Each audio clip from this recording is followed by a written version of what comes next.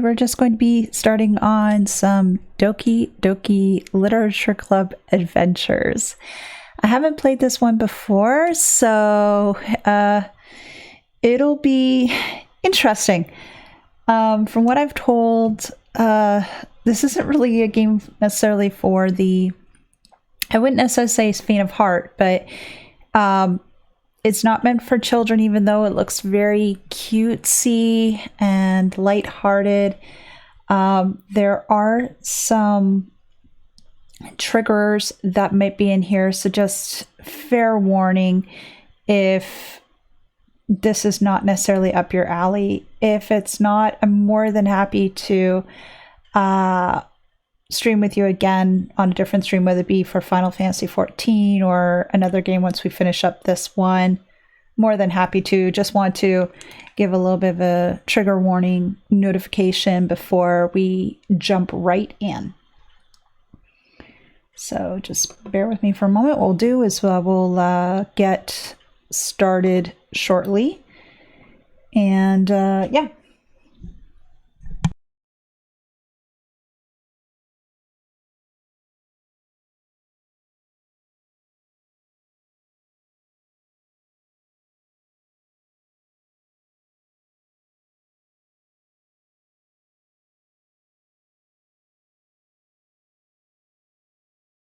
Hoping everybody's having a great day so far. Things are going well, that you've had a good week so far. Wonder if you're looking forward to the weekend. Oh gosh, I know that I'm looking forward to the weekend. Have some plans, but see how they turn out. But yeah, just want to see as to how things are going. So since we're here, I am going to transition over to the game, and then we'll see as to how far we go. So here we are. Like I mentioned earlier, this really isn't a game for the faint of heart. So there is a little bit of a warning screen, as you see here. The game is not suitable for children or for those who are easily disturbed. I'm going to do my best to try to get through this one. Individuals suffering from anxiety or depression may not have a safe experience playing this game. For content warnings, please visit ddlc.moe/warning.html. So you can go there if you wish. By playing Doki Doki Literature Club, you agree that you are at least 13 years of age. Oh gosh, I would hope I'd be that old by now.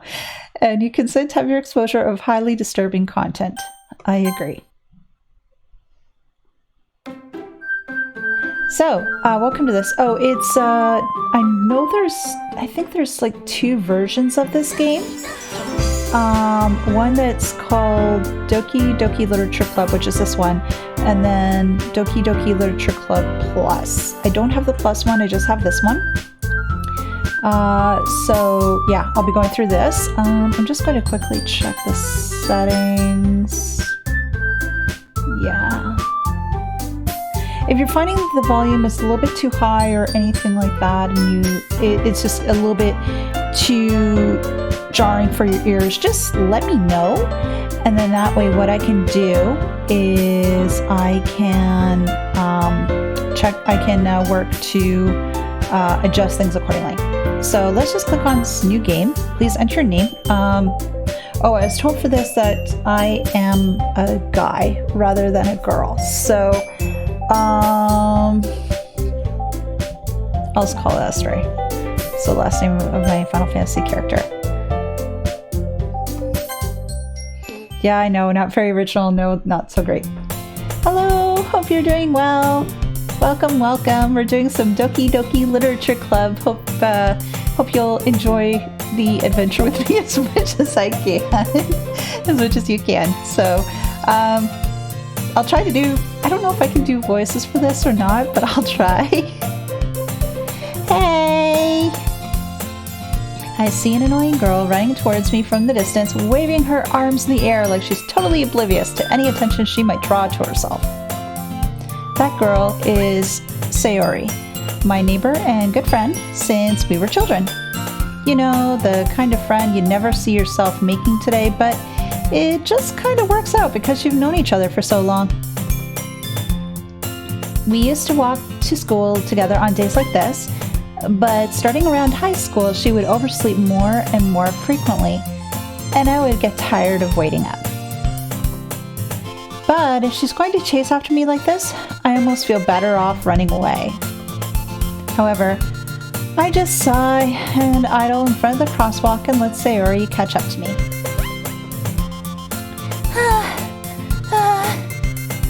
I overslept again.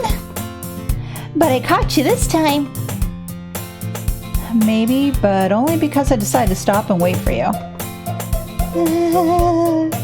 You say like you were thinking about ignoring me. That's mean, Astray. My voice is just crap. Sorry. Well, if people stare at you for acting weird, then I don't want to think that we're a couple or something. Fine, fine. But you told me you'd wait for me after all. I guess you don't have it in you to be mean even if you wanted to. Whatever you say, Sayori.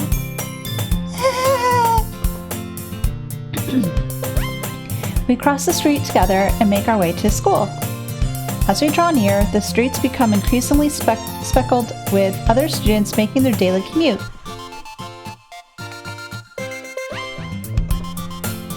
By the way, Astray, have you decided on a club to join yet? Club? I told you already, I'm not really interested in joining any clubs. I haven't been looking either. That's not true. You told me you'd join a club this year. Did I?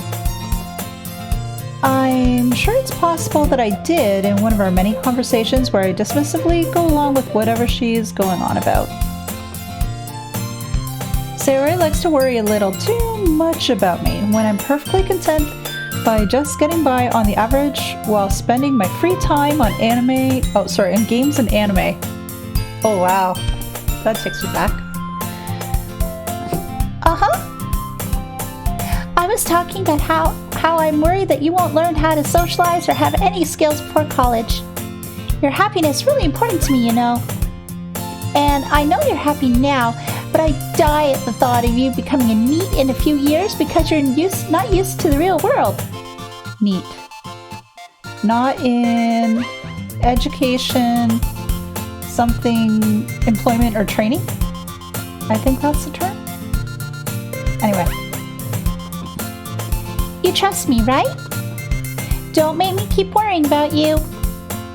All right. I'll look at a few clubs if it'll make you happy. No promises, though. Will you at least promise me you'll try a little? Yeah, I guess I'll promise you that. Yay! Why do I let myself being lectured by such a carefree girl? More than that, I'm surprised I even let myself relent to her. I guess seeing her worry so much about me makes me want to ease her mind at least even a little bit, even if she does exaggerate everything inside her head. The school day is as ordinary as ever, and it's over before I know it. Oh wow, really? After I pack up my things, I stare blankly at the wall, looking for an ounce of motivation.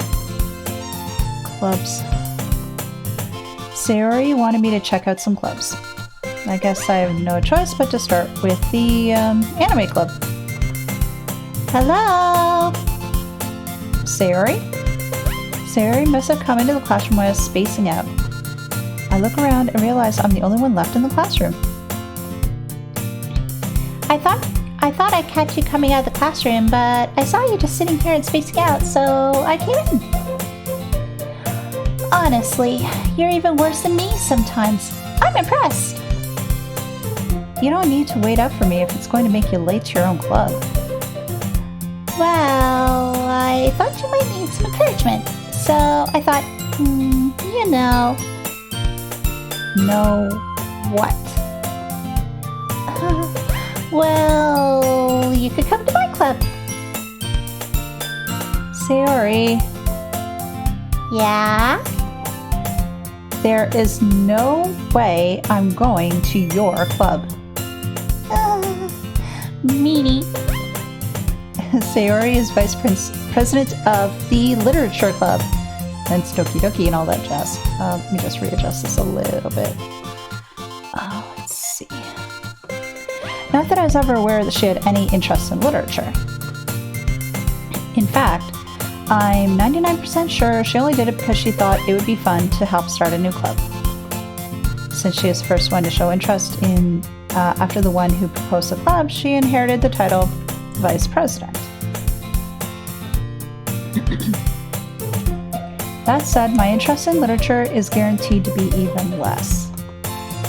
Yeah, I'm going to the anime club. Come on, please. Why do you care so much anyway? Well, I kind of told the club yesterday that I'd bring in a new member. And Natsuki made cupcakes and everything. Don't make promises you can't keep. That can sometimes be troublesome when you have somebody who makes promises that they really can't fulfill. I don't know if you've ever had that instance. I can't tell if Sayori's really much of an airhead, or if she's so cunning to have planned this all out. I let out a long sigh. Fine, I'll stop by for a cupcake, okay? Yes, let's go. And thus, today marks the day I sold my soul for a cupcake. Oh boy. I dejectedly follow Sayori across the school and upstairs, a section of the school I rarely visit, being generally used for third-year classes and activities. Sayori, full of energy, swings open the classroom door. Everyone, the new member's here. I told you, don't call me a new member. Huh? I glance around the room. Welcome to the literature club. It's a pleasure meeting you. Sayori always says nice things about you. Oh god, now what am I gonna do for this one? She looks really cutesy too.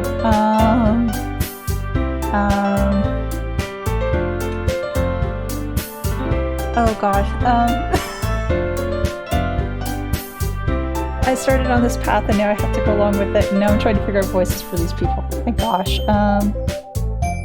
The only thing is, I'd be thinking of something similar to what I did with Sayori, but a little bit more higher pitch, and I don't know if I can go higher pitched anymore. I used to back in the day, but not anymore.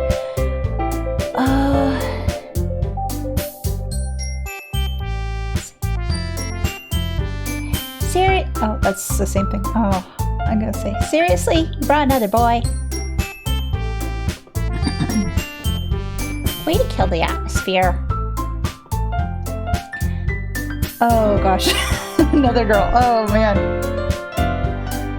Yes, Ray. Okay, I think I'm stuck at doing voice. I suck at doing voice. I don't know if I'm gonna be able to do it at all. Stray, what a nice surprise. Welcome to the literature club. All words escape me in this situation. This club is full of incredibly cute girls. What are you looking at? If you want to say something, say it. Sorry. That's so cute. The girl with the sour attitude, whose name is apparently Natsuki, is one I don't recognize. Her small figure makes me think she's probably a first year. She's also the one to make the cupcakes, according to Sayori. You can just ignore her when she gets moody. Sayori says that quietly into my ear, then turns back towards the other girls. Anyway, this is Natsuki, always full of energy. And this is Yuri, the smartest in the club. Don't say things like that. Yuri, who appears comparably more mature and timid, seems to have a hard time keeping up with people like Sayori and Natsuki. I would have trouble keeping up too. If I'm in a conversation with people who are obviously more well-read than what I am, I feel very, very intimidated. I don't know about you.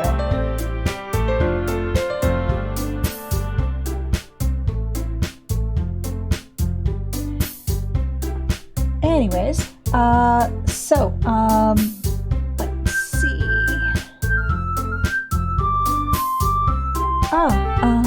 Well, it's nice to meet both of you. And it sounds like you already know who Monica is, right? that's right. It's great to see you again, Astray. Monica smiles sweetly. We do know each other well. We rarely talked, but we were in the same class last year. Monica was probably the most popular girl in class.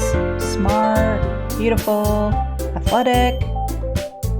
Basically, completely out of my league.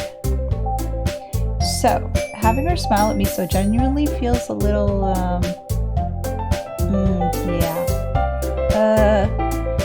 you too, Monica. Come sit down, Astray. We made room for you at the table, so you can sit next to me or Monica. I'll get the cupcakes. Hey, I made them. I'll go get them.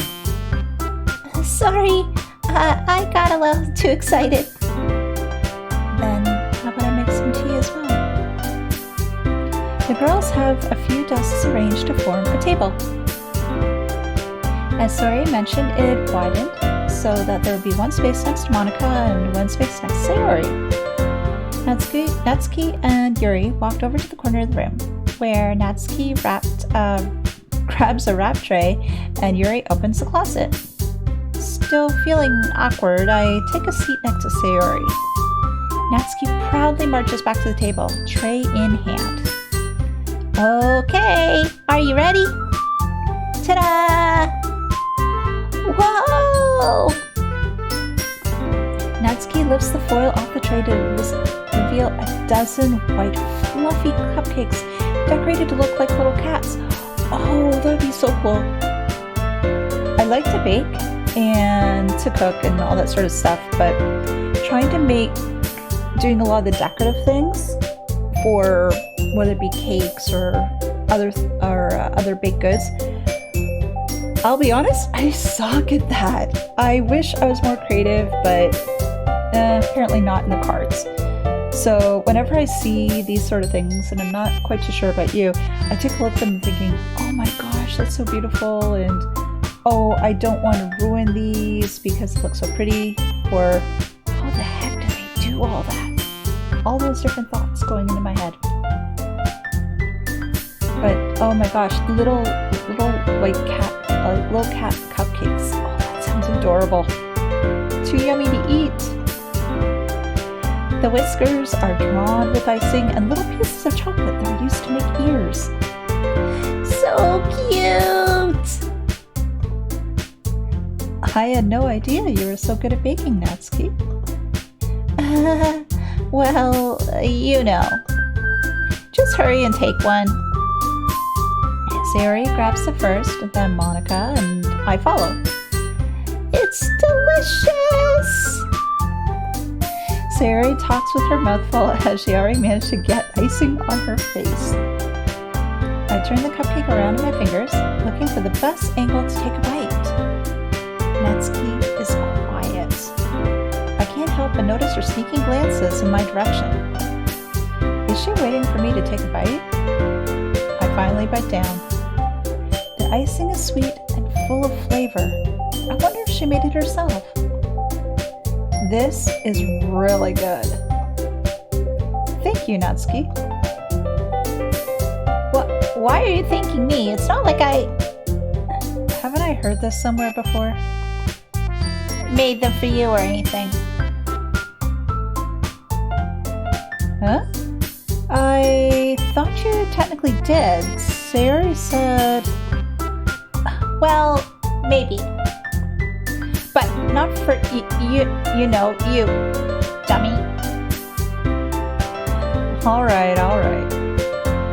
I gave up on Natsuki's weird logic and dismissed the conversation. Yuri returns to the table carrying a tea set. She carefully places the teacup in front of each of us before setting down the teapot next to the cupcake tray. You keep a whole tea set in this classroom? Wow, I'm surprised because normally with classrooms, they have spaces for the various, like, stationary things and all that jazz, but I never thought they'd have enough room for a whole tea set, for goodness sakes. Don't worry, the teachers gave us permission. After all, who doesn't like a cup of tea to help you enjoy a good book? Oh, that's true. That's very true. I guess. Don't let yourself be intimidated. Yuri's just trying to impress you. That's not... Insulted, Yuri looks away. I meant that, I believe you. Well, tea and reading may not be a pastime for me, but at least I enjoy tea. I'm glad. Yuri faintly smiles to herself in relief. Monika raises an eyebrow and smiles at me. So, what made you consider the literature club? I was afraid of this question. Something tells me I shouldn't tell Monika I was practically dragged here by Sayori. Well, I haven't joined any clubs yet, and Sayori seems really happy here, so... That's okay. Don't be embarrassed. We'll make sure you feel right at home, okay? As president of the Literature Club, it is my duty to make the club fun and exciting for everyone. Monika, I'm surprised. How come you decided to start your own club? You could have probably been a board member for any major clubs.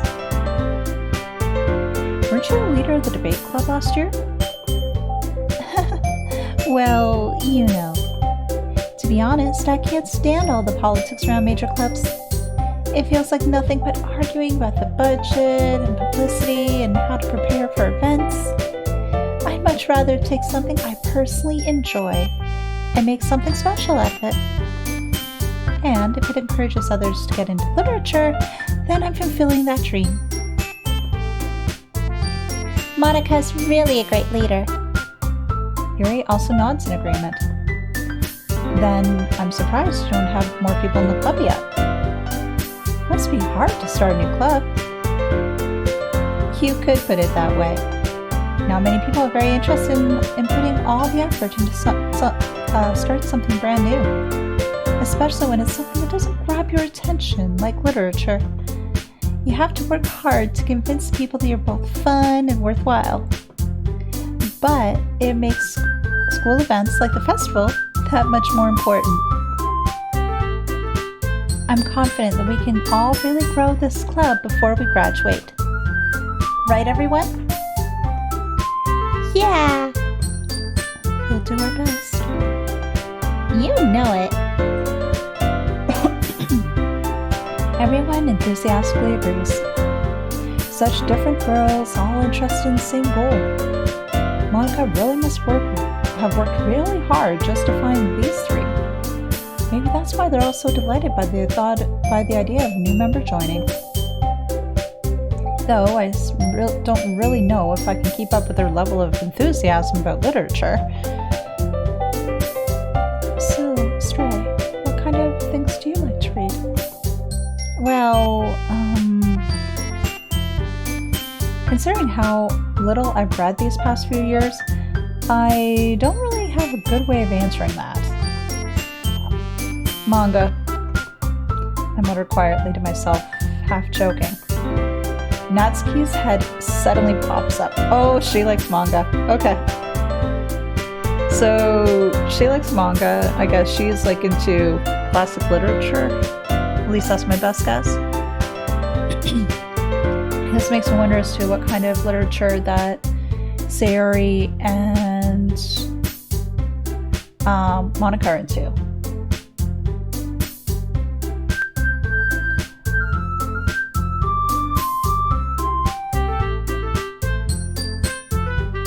It's just make me wonder, like, if I'm spot on or if I'm off the mark.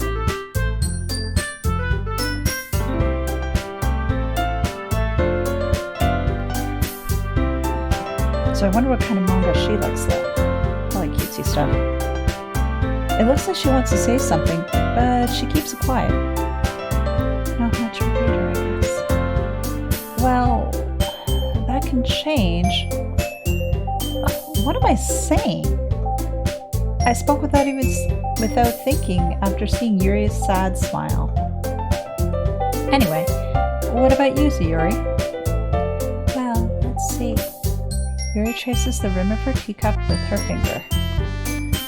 My favorites are usually novels that build deep and complex fantasy worlds. The level of creativity and craftsmanship behind them is simply amazing to me. And telling a good story in such a foreign world is equally impressive. Yuri goes on, clearly passionate about her reading. She seems so reserved and timid since the moment I walked in, but it's obvious by the way her eyes light up that she finds comfort in the world of books, not people. But you know, I like a lot of things. Stories with deep psychological elements usually immerse me as well. Oh, thank you very much. Thank you very much for the follow. Is it amazing how a writer can be deliberately take advantage of your own lack of imagination to completely throw you for a loop? Anyway, I've been reading a lot of Horror stories? I didn't really pick her as one to be reading horror. What about you, Milky? Did you ever think about that? What kind of stories do you read?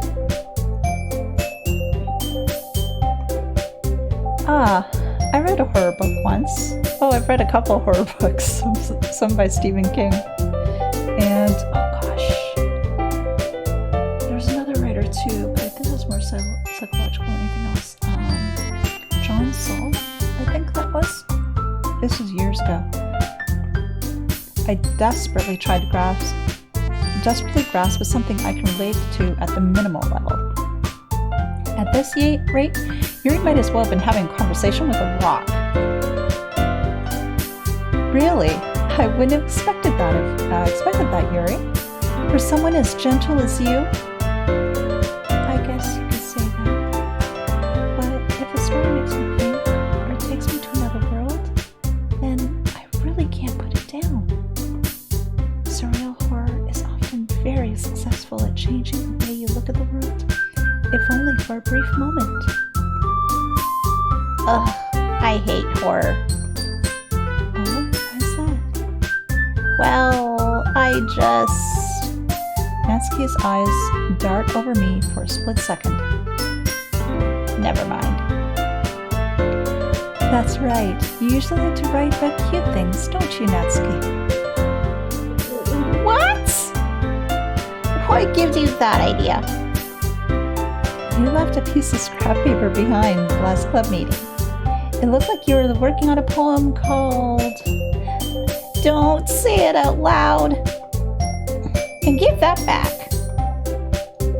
Fine. Your cupcakes and your poems. Everything you do is just as cute as you are. Such cute as a button. Sayori slides up behind Natsuki and puts her hands on her shoulders.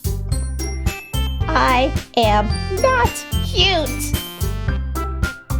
Natsuki, you write your own poems? Well, I guess sometimes. Why do you care? Actually, I think that's impressive. Well, why don't you share them sometime? No. Natsuki averts her eyes. You wouldn't like them. Ah, not a very confident writer yet. I understand how Natsuki feels. Sharing that level of writing takes more than just confidence. The truest form of writing is writing to oneself. You must be willing to open up to your readers, exposing your vulnerabilities and showing even the deepest reaches of your heart. Do you have any writing experience too, Yuri? Maybe if you share some of your work, you can set an example and help Natsuki feel comfortable about sharing hers. I guess it's the same for Yuri. But I want to read everyone's poems. We all sit in silence for a moment. Okay. I have an idea, everyone. Natsuki and Yuri looked quizzically at Monika. Let's all go home and write a poem of our own. Then, next time we meet, we'll all share them with each other. That way, everyone is even.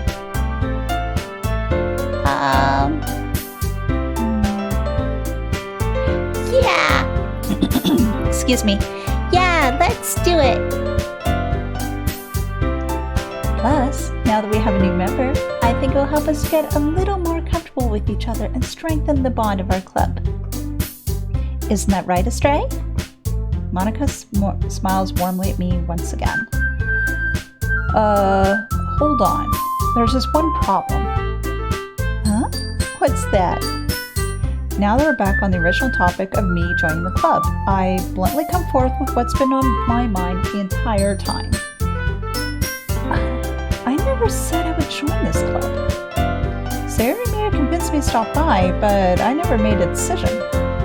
I still have other clubs to look at, and I lose my train of thought. All four girls stare back at me with dejected eyes. Oh no, they're all upset with me. No. Hello. Thank you for joining us for Doki Doki Literature Club, and Ellie does really bad voices apparently. I'm trying my best, really I am. But I'm sorry, I thought... Astray. You all... I'm defenseless against these girls. How am I supposed to make a clear-headed decision when it's like this? That's it. If writing poems is the price I need to pay in order to spend every day with these beautiful girls... Right. Okay. I've decided then. I'll join the literature club. I'm starting to have second thoughts. One by one, the girls' eyes light up. Yes, I'm so happy. Sarah wraps her arms around me, jumping up and down. Hey! It really did scare me for a moment. If you really just came by for the cupcakes, I'd be super pissed. That makes it official. Welcome to the literature club. Thanks, I guess. Okay, everyone. I think with that, we can officially end today's meeting on a good note. Everyone remember tonight's assignment. Write a poem to bring to the next meeting so we can all share. Monika looks at me once more. Astray, I look forward to seeing how you express yourself. Yeah. Can I really impress this class star Monika with my mediocre writing skills? I already feel the anxiety welling up inside of me. Meanwhile, the girls continue to chit-chat as Yuri and Natsuki clean up the food. Hey Astray, since we're already here, do you want to walk home together? Oh, that's right. Sayori and I never walk home together anymore because she's always stayed late because of her clubs. Sure, might as well. Yay! With that, the two of us depart the club room to make our way home. the whole way, my mind wanders back and forth between the 4 girls. Sayori, Natsuki, Yuri, and, of course, Monika. Will I really be happy spending every day after school in the literature club? Perhaps I'll have the chance to grow closer to one of these girls. Alright. I'll just need to make the most of my circumstances, and I'm sure good fortune will find me. Or so I hope. And I guess that starts with writing a poem tonight. So far, though, with what I've done so far, I can't really see the reason for the warnings. Like, oh, there's trigger warnings. If you have depression, if you have this, you have that, just don't play this game. I'm not seeing that as of yet. I'm sure it'll probably start coming out as to why those warnings were present. I'm trying not to take this game too lightly, but I'm just sort of curious as to why they had those there. Because right now it's still coming off as very, very cutesy. And yeah, I just wonder as to why it's being like this. Like, why to have it there. Anyway, so, it's time to write a poem. Pick words you think your favorite club member will like. Something might happen with whomever likes your poem the most. Okay. As I mentioned earlier, this is sort of like a blind let's play. I don't really want any spoilers or just saying, oh yeah, do this because you'll get this person. I'll try choosing different things and seeing as to where they may lie. I don't know as to who I want to try to go after. I like Sayori so far because the whole childhood friend sort of idea. Although Yuri sort of gets my attention too because she's a very bookish type. So, and Natsuki, well, Natsuki's cute. But I don't think that's what I'm going to be doing. I'm going to say summer. Oh, shoot. It was my first choice. I choose Natsuki. Damn it.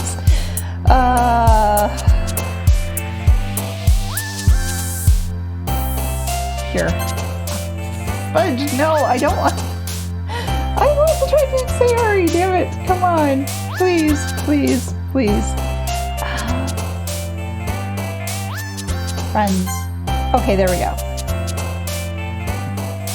Dance, uncontrollable, nightgown, jumpy, cute, sugar, analysis, amazing, laugh. I think say laugh. Okay, there we go. Childhood?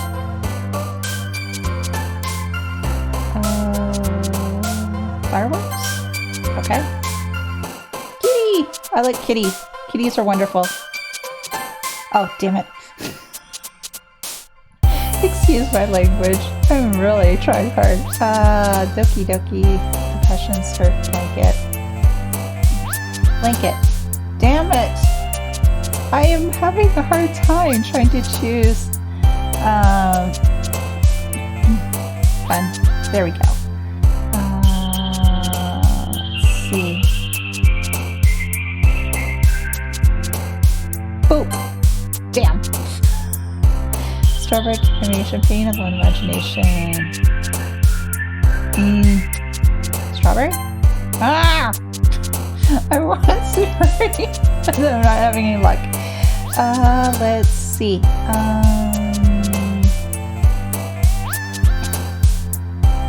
Excitement. There we go.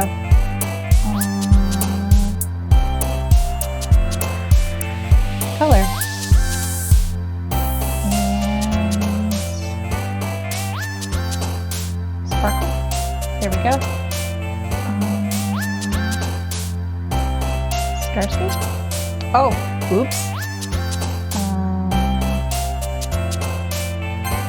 Smile. Oh, I have a few more to choose. Let's see. Charm. And two more. Let's see. Pop. Oh, darn it. Bed. And Okay, so far it looks like we're going Natsuki, but I really don't want Natsuki. Hi again, Astray. Glad to see you didn't run away on us. Nah, don't worry. This might be a little strange for me, but at least I kept my word. Well, I'm back at the literature club. I was the last one to come in, so everyone else has been hanging out. Thanks for keeping your promise, Astray. I hope this isn't too overwhelming of a commitment for you. Making you dive headfirst into literature when you're not accustomed to it. Oh, come on. Like he deserves any slack. Siri told me that you didn't even want to join any clubs this year. And last year, too. I don't know you just planned here to hang out or whatever. But if you don't take us seriously, then you won't see the end of it.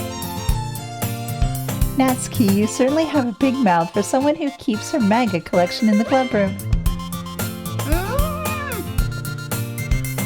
Natsuki finds herself stuck between saying Monica and manga. Manga is literature. Swiftly defeated, Natsuki plops back into her seat. Don't worry, guys. Astray always gives his best as long as he's having fun. He helps me with busy work without even asking. Like cooking, or cleaning my room. How dependable. Sayori, that's only because your room is so messy, it's distracting. And you almost set your house on fire once. Oh my gosh. You almost set your house on fire because of cooking? Oh boy. Is that so? You two are really good friends, aren't you? I might be a little jealous. How come? You and Astray can become good friends too. Sayori. Huh? As usual, Sayori seems oblivious to the world situation she just put me into. Well, weird situation. I can't read. Oh, Yuri even brought something for you today, you know? Wait, Sayori? Huh? Me? Not really. Don't be shy. It's really nothing. What is it? Never mind. Seriously, it sounds like a big deal, but it's really not. What do I do? Oh? I'm sorry, Yuri. I wasn't thinking. I guess it's up to me to rescue this situation. Hey, don't worry about it. First of all, I wasn't expecting anything in the first place. So any nice gesture from you is a pleasant surprise. It'll make me happy no matter what. Is that so? Yeah, I won't make a big deal out of it if you don't want it to be. Alright. Well, here. Yuri reaches into her bag and pulls out a book. I didn't want you to feel left out. So, I picked out a book that I thought you might enjoy. It's a short read, so it should keep your attention even if you don't usually read. And we could, you know, discuss it if you wanted. This is... How is this girl accidentally being so cute? She even picked out a book she thinks I'll like, despite me not reading much. Yuri, thank you. I'll definitely read this. I enthusiastically take the book. Well, you can read it at your own pace. I look forward to hearing what you have to say, or what you think, too. Now that everyone's settled in, I expect Monica to kick off some scheduled activities for the club. But that doesn't seem to be the case. Sayori and Monica are having a cheery conversation in the corner. Yuri's face is already buried in a book, and I can't help but to notice her intense expression, like she was waiting for this chance. Meanwhile, Natsuki is rummaging around in the closet. Man, it looks like no one wants to be bothered today. I slumped down into the nearest desk. How am I supposed to occupy myself with something literature related to myself like this? I guess I could always read some of the book that Yuri gave me. But I'm feeling a little too tired to read. I could probably fall asleep right now.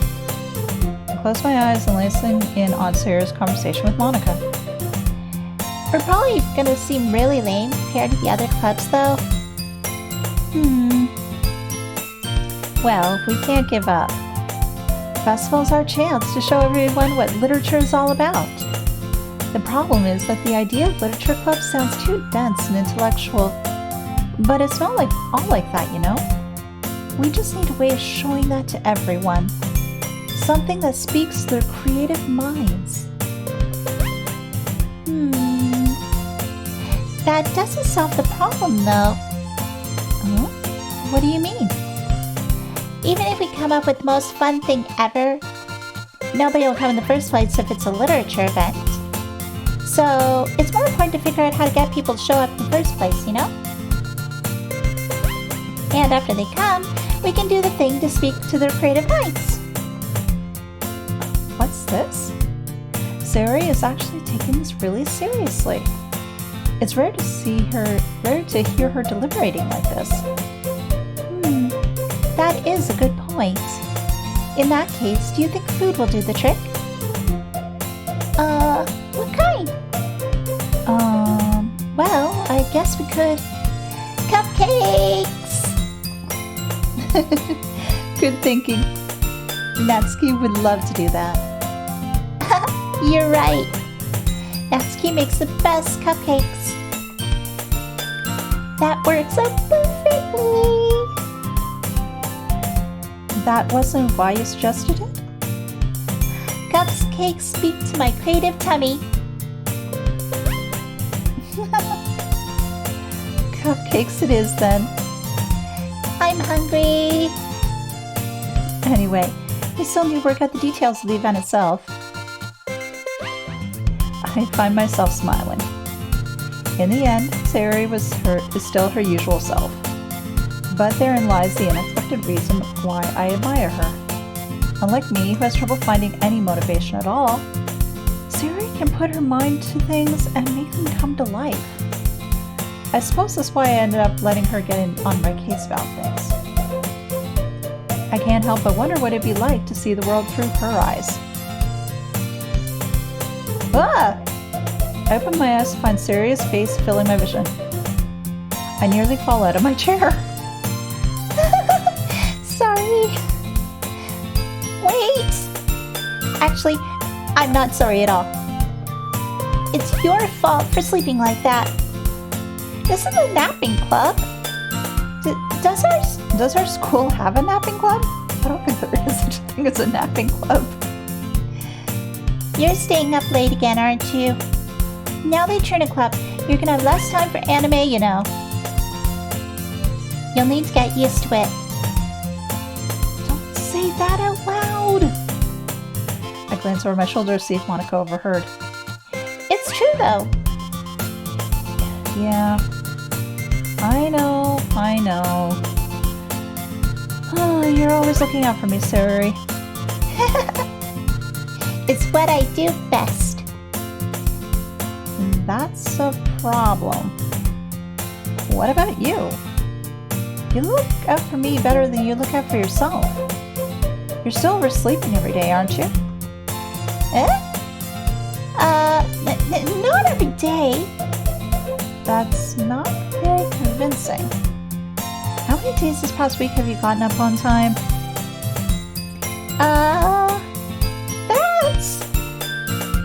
It's a secret. I knew it. Come on. At least give me the benefit of the doubt. I can't even do that. Look, Sayori, it's written all over you. Sayori glances around at herself. How is it written all over me? You were clearly in a rush this morning. Look, your hair is sticking out all over around here. I run my fingertips down the side of Sarah's hair, trying to straighten it out. Man, you really need a brush for this. My hair is just really hard to get right. I won't fall for that. There's more than just your hair. Look, your bow isn't straight either. And there's toothpaste stain on your collar right there. I try to wipe the stain off with my finger. But no one would ever notice that. Of course they would. Nobody's gonna tell you about it because they don't want to embarrass you. Fortunately, I don't really care about that. You meanie. And you don't even keep your blazer buttoned up. Seriously, Sayori, why do you think you don't have a boyfriend yet?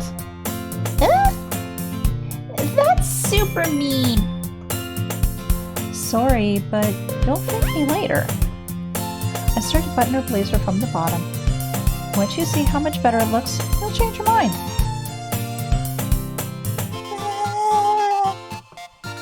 This is so funny.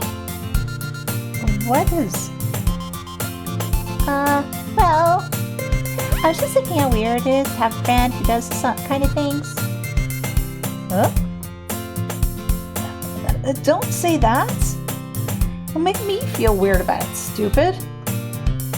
It's okay though. I'm happy that we're like this. Aren't you? I guess? Hey, be careful. The button might come off. Why is this one so hard to close? I struggle to fully close the button near her chest. Does this thing even fit you properly? It did when I bought it. If you ever buttoned it, you would know sooner or later that it doesn't fit you anymore. What are you smiling about? It means my boobs got bigger again. Jeez. Oh gosh, don't say that out loud. I'm sorry. Oh gosh. Anyway, you look much better now. So, why does it feel strange to see Sayori's blazer buttoned up like that? But it's so stuffy. It's not worth it at all. Sayori hastily buttons her blazer once more. Phew. That's so much better. Sayori puts her arms out and twirls around. So, if I keep it unbuttoned, then I won't get a boyfriend, right?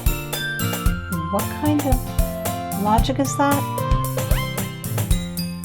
And why are you saying like it's a good thing? Because if I had a boyfriend, then he wouldn't let you do things like this. And you wouldn't take care of me because you take care of me better than anyone else would anyway. So that's why I'm keeping it unbuttoned. Stop saying all these embarrassing things. Huh? I didn't say anything embarrassing. Jeez. Well, anyway, just focus on trying to wake up a little earlier. Only if you focus on getting to bed earlier. Fine. It's a deal. I guess we really are better at taking care of each other than what we are at taking care of ourselves. Yeah, I guess so, huh? So maybe you should come and wake me up in the morning. You're doing it again, Sayori. But I was joking that time. Man, it's impossible to tell with you sometimes. Okay, everyone. Huh? Monica suddenly calls out. Why don't we share the poems we wrote now? Yay! Astray, I can't wait to read yours. Yeah, same. I failed to sound enthusiastic, but Sayori trots off to retrieve her poem. By the way, did you remember to write a poem last night? Yeah. My relaxation ends. I can't believe I agreed to do something so embarrassing. I couldn't really find much inspiration since I've never really done this before. Well, now that everyone's ready, why don't you find someone to share it with? I can't wait! Sari and Monica enthusiastically pull out their poems. Sari's is on a wrinkled sheet of loose leaf torn from a spiral notebook. On the other hand, Monica's wrote hers in a composition notebook. I can already see Monica's pristine handwriting from where I sit. Natsuki and Yuri reluctantly comply as well, reaching into their bags. I do the same myself. Oh. Who should I show my poem to first? Sari, Natsuki, Yuri, or Monica?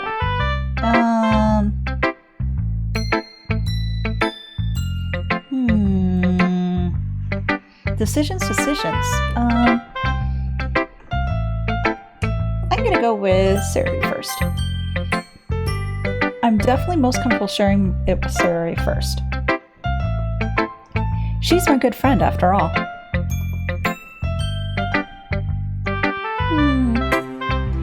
Oh my goodness! This is so good, Astray! Huh? I love it! I had no idea you were such a good writer. Sari? You must be seriously overacting. I'm not a good writer at all. I honestly have no idea what I'm doing. Well, maybe that's why. Because I have no idea what I like either.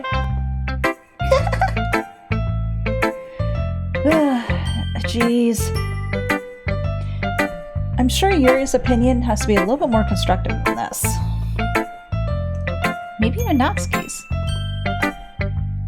Are you sure you don't like it just because I wrote it? Huh? Well, I'm sure that's part of it. I think I understand you a lot better than other people, you know. So, when I read your poem, it's not just a poem. It's an Astray poem. And that makes it feel extra special. Like, I can feel your feelings in it. Sari hugs the sheet against her chest. You're so weird, Sari. I'm really happy just that you wrote one. It just reminds me of how you're really part of the club now. Not to mention that the fact that I'm standing right in front of you in the club room. Of course. I'm not really into it yet, but that doesn't mean that I'll break my promise. See? It's like I said before, Astray. Deep down, you're not selfish at all, you know? Trying new things like this for other people, that's something only really good people do. Thanks, Sari. I'm not sure if Sari sees the full picture of my motive here. Then again, I can't deny that she's part of the reason why I joined. Knowing how much this means to her and all. Yeah. And I'm going to make sure you have lots of fun here, okay? That'll be my way of thanking you. Alright, I'm gonna hold you to that then. Yay! Now, you'll read my poem too, right? Oh gosh, I get to read their poems? Don't worry, I'm really bad at this. Well, we'll see about that. Okay, here we go. Dear Sunshine, the way you glow through my blinds in the morning, it makes me feel like you missed me. Kissing my forehead to help me out of bed, making me rub the sleepy from my eyes. Are you asking me to come out and play? Are you trusting me? Are you trusting me to wish away a rainy day? I look above. The sky is blue. It's a secret, but I trust you too. If it wasn't for you, I could sleep forever. But I'm not mad. I want breakfast. Okay, that's an odd way to end the poem. Oh, click inside the poem here to continue. Sayori, this is just a guess, but did you wait until this morning to write this? No. Just a little bit. You can't answer just a little bit to a yes or no question. I forgot to do it last night. Well, at least it makes me feel a little better about myself. Don't be mean. I still tried my best. Yeah.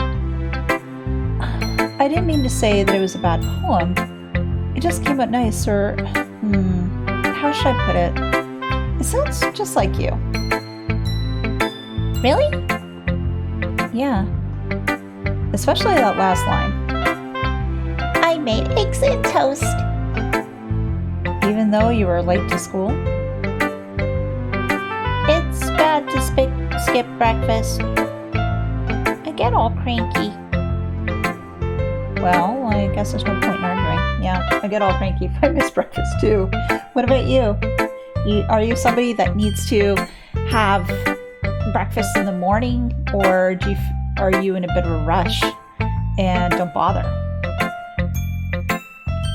With some people, they just don't bother with breakfast and they'll just have a little bit of a heavier lunch and then a light dinner, or they might just have two light meals, so your breakfast is light and your lunch is light, but then have a heftier dinner. Everybody's different, right? And have you played this game before? What did you think? Did you have fun with it?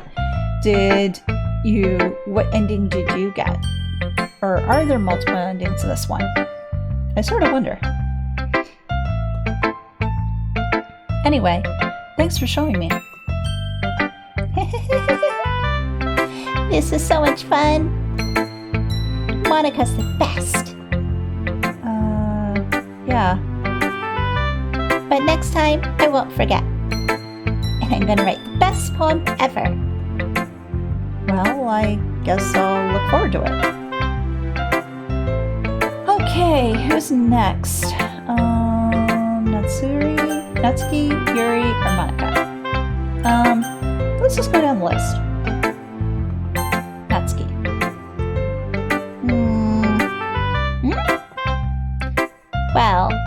Well, let's just start with things I don't like. First of all, Natsuki rereads my poem. Never mind. I don't feel like giving you my opinion. Huh? Then what's the point of sharing in the first place? I wrote this when I could have been doing other things. In fact, remember how I said I want to read your poems? That's what I had in mind when I was writing this. I want to help you feel comfortable enough for you to share yours. Like Monica said.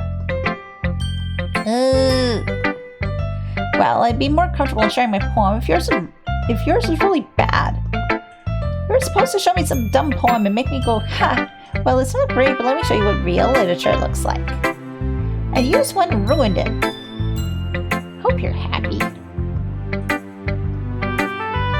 So, in other words, you're saying you liked it? Natsuki's record got caught in her throat.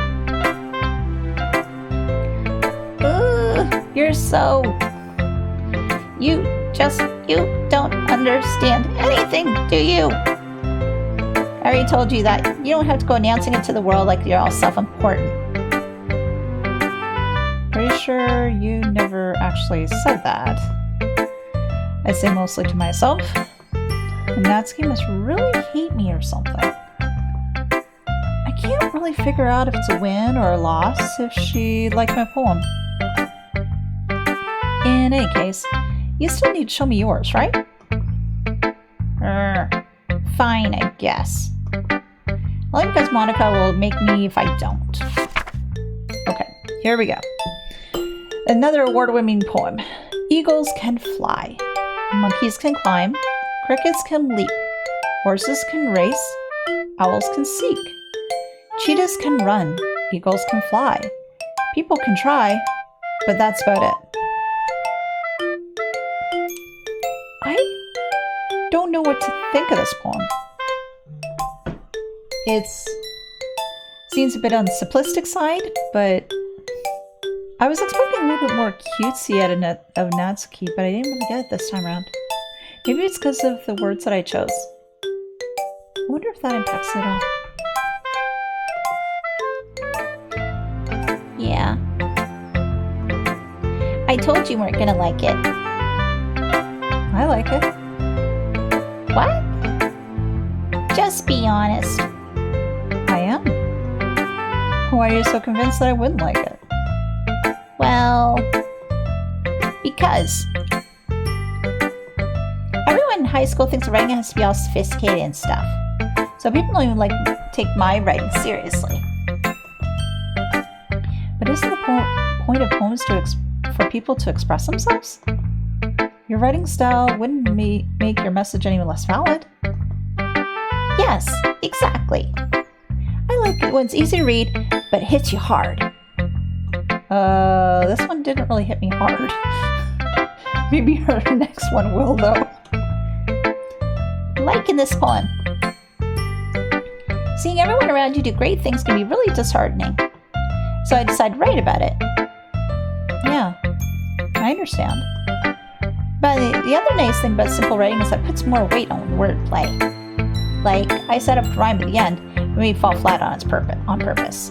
It helps bring out the feeling in the last line. So you did. I guess more went into it than I actually realized.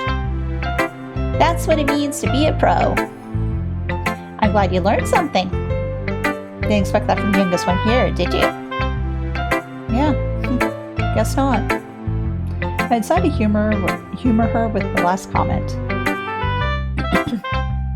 I really don't care how old everyone is, but if Natsuki is feeling proud, then I won't take that away from her. Who should I show my poem to next? Okay, since we're going in order, here we're gonna go with Yuri.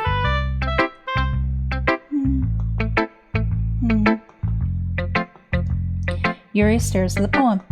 A minute passes, more than enough for her to finish reading.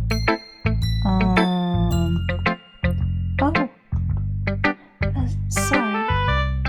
I forgot to start speaking. It's fine. Don't force yourself. I'm not. I just need to put my thoughts into words. Hold on. Okay. This is your first time writing a poem, right? Yeah. Why do you ask? I'm just making sure. I guess that might be after reading through it. Ah, so it's, that bad, huh? No. Did I just raise my voice? I'm sorry. Yuri buries her face in her hands. Oh, she's easily embarrassed. I couldn't help but notice within several minutes that we really haven't gotten anywhere. Oh, I didn't know what I did to cause it to disappear like that. It might take Yuri a while to get used to new people. It's fine. I really didn't notice. What were you saying? Right. It's just their specific writing habits that are usually typical of new writers. And having been through that myself, I kind of learned to pick up on them. I think the most notable thing I recognize new writers is that they try to make their style very deliberate. In other words, they tend to pick up a writing style separate from the topic matter, and they form fit the two together. The end result is that both the style and expressiveness are weakened. Once Yuri finds her train of thought, is that her demeanor totally changes. Her stammering is completely gone, and she sounds like an expert. That's something you can't be blamed for. There's so many different skills and techniques that go into writing even a simple poem. Not just finding them and building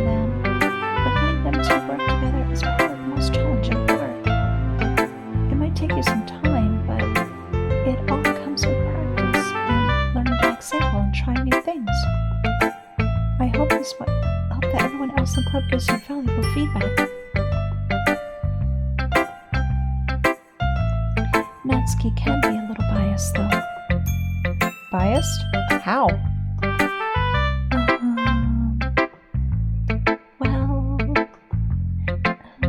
Never mind. I shouldn't be talking about other people like that. Sorry. It's fine. I'm not sure if Yuri is apologizing to herself, to me, or to Natsuki at this point. Do you mind if I read your poem now? Please do. I'd love to share my thought process behind it. Yuri smiles dreamily as if it's a rare opportunity for her, which in itself is kind of funny. After all, is this supposed to be a literature club?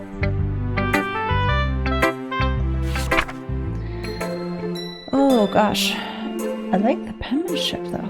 Ghost under the light. The tendrils of my hair illuminate beneath the amber glow, bathing. It must be this one, the last remaining streetlight to have withstood the test of time, the last yet to be replaced by the sickening blue-green hue of the future. I bathe. Calm, breathing air of the present but living in the past. The light flickers. I flicker back.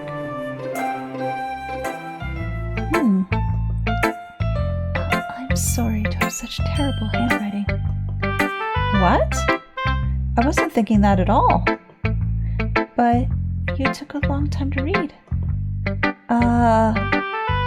Well, I just don't read script very often.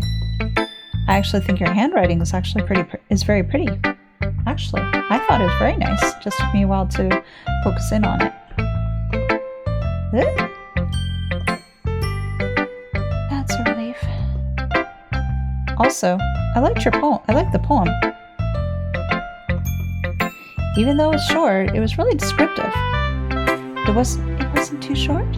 I usually write longer poems. Actually, not at all. I'm really glad you liked it. I'll be honest. Since our first time sharing, I wanted to write something a little more mild. Something easy to digest, I guess. Are you into ghosts, Yuri? Actually, the story isn't about a ghost at all, Stray. Really? I must have totally missed the point. Well, I suppose you did only glance over it after all. But remember that poems often express their own thoughts, feelings, and experiences in their work. They usually do more than tell a simple story or paint a picture. In this case, perhaps the subject of the poem is only being symbolically compared to a ghost, lingering in her last remaining place of comfort, unable to let go of the past, and soon to be left with nothing. That's a lot more solemn, putting it that way. I hadn't even thought of that. That's impressive. It's nothing, really. Well, it makes me happy that you think like that. Just remember that it won't be long before you pick up on these things too. Yeah, actually, maybe you're right. I guess I'll have to keep trying. I'm counting on you. And down to Monica. Hi, Astray. Having a good time so far? Yeah. Good. I'm glad to hear it. By the way, since you're new and everything, if you ever have any suggestions for the club, like new activities or things we can do better, I'm always listening. Don't be afraid to bring things up, okay? Alright, I'll keep that in mind. Of course, I'll be afraid to bring things up. I'm much better off going with the flow until I'm more settled in. Anyway. Sorry. Want to share your poem with me? It's kind of embarrassing, but yeah, I guess I'll have to. Don't worry, Astray. We're all a little embarrassed today, you know? But is that sort of barrier that we all have to learn to get past soon. Yeah, that's true. I handed Monica my poem. I like this one. It makes me think of something Sayori would like. Is that so? You and Sayori are really good friends, right? I wouldn't be surprised if you have one of those things in common. Well... We might be good friends, but Sayori and I are actually really different. Well, that may be the case. But maybe there's also some similarities that you wouldn't expect. The way she talks about you, it sounds like the two of you really care about each other's well-being. Even if you show it in different ways, it ends up being more similar than you think. So, I think that's the kind of vibe I get when I'm reading your poem. You sure you're not reading into it too much? I could be.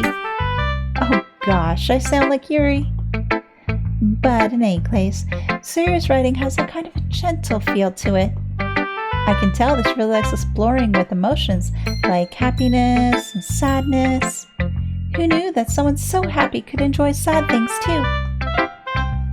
Yeah, that's totally unexpected. Well, to each their own. And you shouldn't be afraid to experiment a little bit either. I'm sure I'll end up trying different things a lot. It could take a while before I feel comfortable doing this, though. That's okay.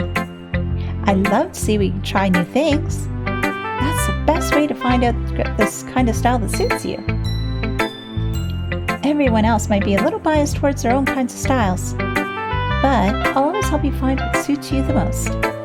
So don't force yourself to write everyone the way everyone else wants you to write. It's not like you have to worry about impressing them or anything.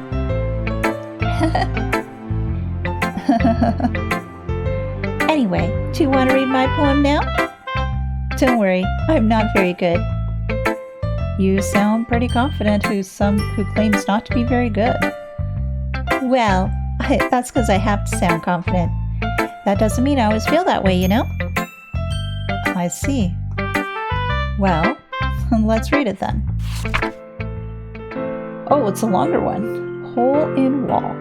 It couldn't have been me. See, direction the sparkle protrudes. A noisy neighbor. An angry boyfriend. I'll never know. I wasn't home. I peer inside for a clue. No, I can't see. I reel, blind, like a film left out in the sun. But it's too late. My retina's already scorched with a permanent copy of a meaningless image. It's just a little hole. It wasn't too bright. It was too deep.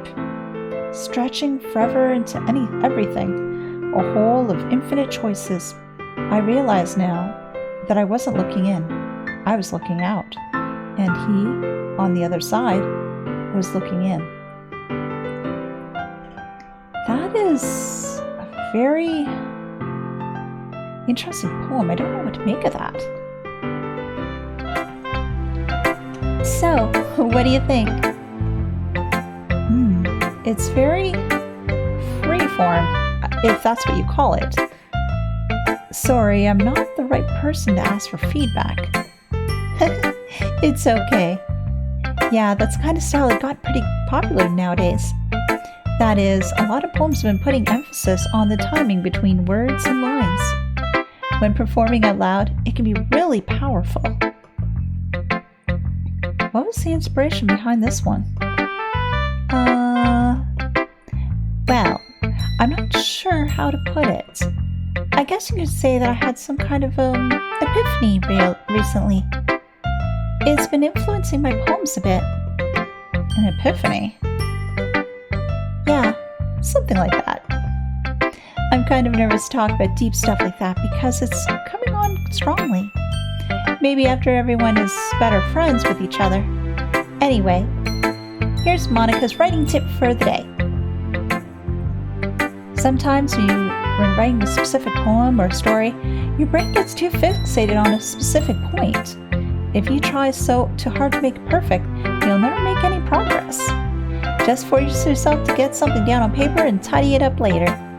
Another way to think about it is this. If you keep your pen in the same spot for too long, you get a big dark puddle of ink. So, if you move your hand and just go with the flow. That's my advice for the day. Okay. Thanks for listening.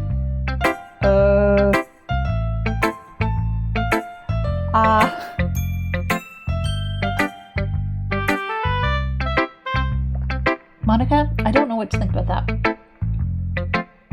I really don't. Phew. I guess that's everyone. I glance around the room. That was a little more stressful than I anticipated. As if everyone is judging me for my mediocre writing abilities. Even if they're just being nice, there's no way my poems can stand up to theirs. This is a literature club after all. I sigh. I guess that's what I ended up getting myself into. Across the room, Sayori and Monica are happily chatting. Again. My eyes land on Yuri and Natsuki. They gingerly exchange sheets of paper, sharing their respective poems. As they read in tandem, I watch each of their expressions change. Natsuki's eyebrows furrow in frustration. Meanwhile, Yuri smiles sadly. What's with this language?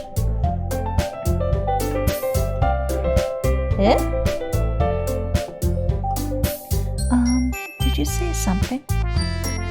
Oh, it's nothing. Natsuki dismissively returns the poem to the desk with one hand.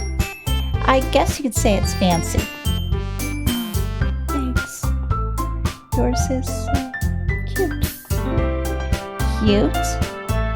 Did you completely miss the symbolism or something? It's clearly about the feeling of giving up. How can that be cute?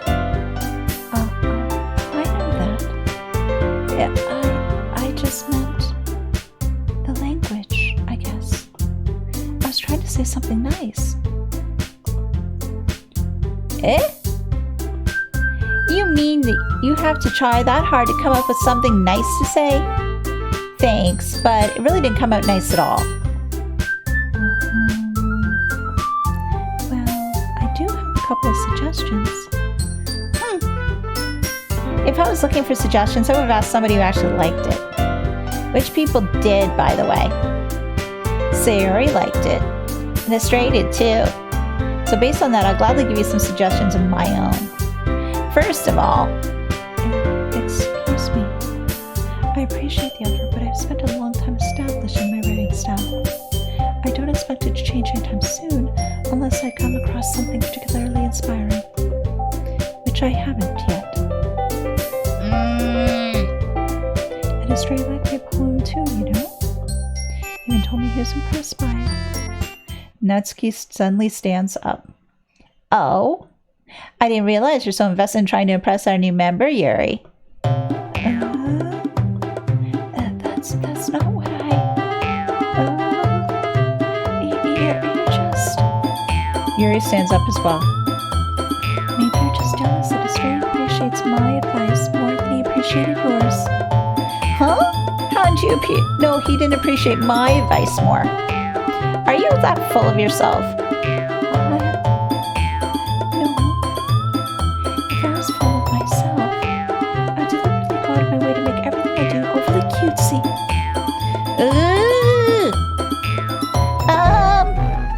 Is everyone okay? Oh, my voice. Well, you know what?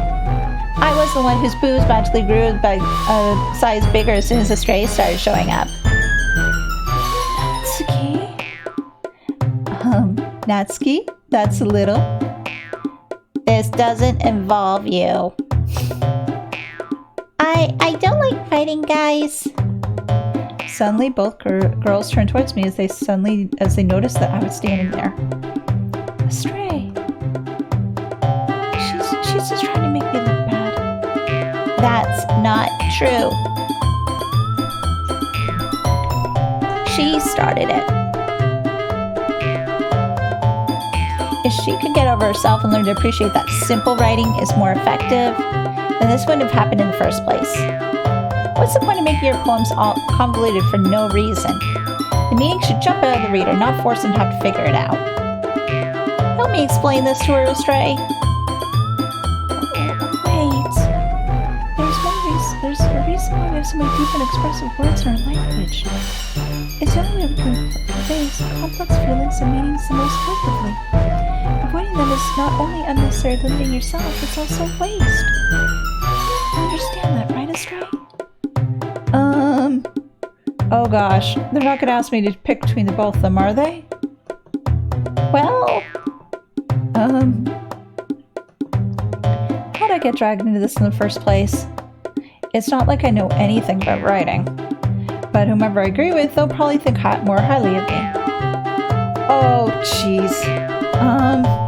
So of course it's going to be Natsuki, Yuri, or help me, Sayori.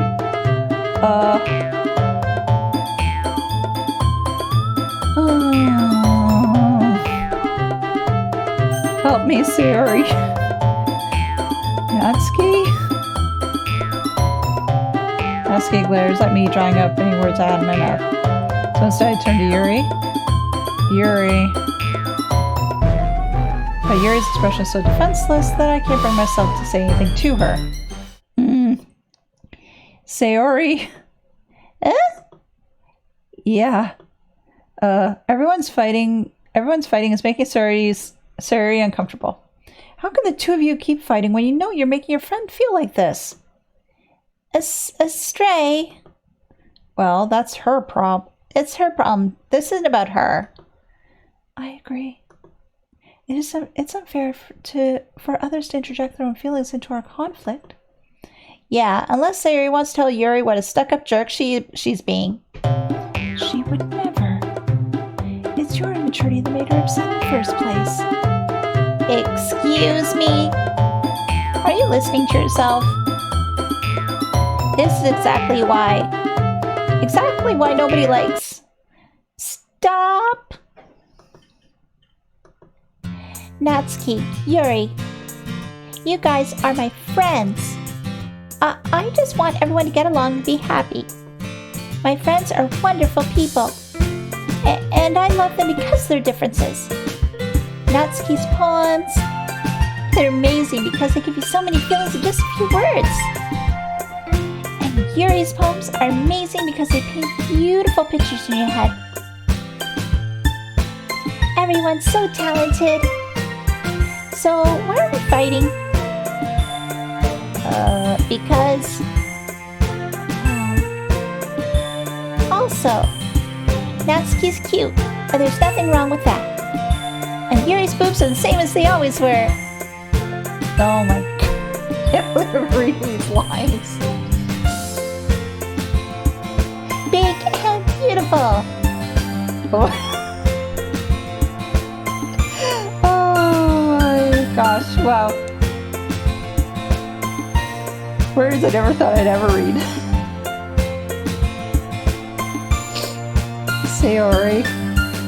Sayori stands triumphantly.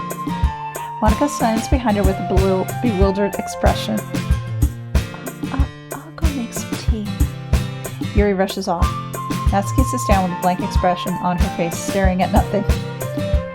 So, this is why Sayori is vice president, I whisper to Monika. Oh, sorry. She nods in return. To be honest, I might have come off as a good leader and I can organize things, but I'm not very good with people. I couldn't even bring myself to interject. As president, it's kind of embarrassing to me. Nah. It's not like I can blame you. I wasn't able to say anything either. Well, I guess that just means Sayori is amazing in her own way, isn't she? Actually, you could say that. She might be an airhead, but sometimes is weirdly suspicious. She knows exactly what she's doing. I see. Take good care of her, okay? I would hate to see herself. But let me try that again. I would hate to see her get herself hurt. That makes two of us. Actually, you can count on me. Monica smiles sweetly at me, causing my stomach to knot. Such a genuine person really does make a good president, regardless of what she says. If only I could get the chance to talk to her a little more. Okay, everyone. It's just about time for us to leave. How do you feel about sharing your poems? It was a lot of fun. Well, I'd say that it was worth it. It was alright. Mostly. Astray, how about you? Yeah, I'd say the same. It was a neat thing to talk about with everyone. Awesome. In that case, we'll do the same thing tomorrow. And maybe you'll learn something from your friends too. So, your poems will turn out even better. I think to myself, I did learn a little more about the kinds of poems everybody likes. With any luck, this means I can do at least a better job impressing those who I want to impress. I nod to myself with newfound determination. Astray, ready to walk home? Sure, let's go. Sayuri beams at me. It truly has been a while since Sayuri and I have spent this much time together. I can't really say I'm not enjoying it either. Sayuri, about what happened earlier. Huh? What do you mean? You know, between Yuri and Natsuki. Does that kind of thing happen often? Oh, no. That's really the first time I've ever seen them like that. I promise they're both wonderful people. You don't hate them, do you? Oh, no, I don't hate them. I just wanted your opinion, that's all. I can see why they make good friends with you. Phew. You know, Astray, it's nice I could send people to spend time with you in the club, but I think seeing you get along with everyone is what makes me the happiest. And I think everyone here likes you too.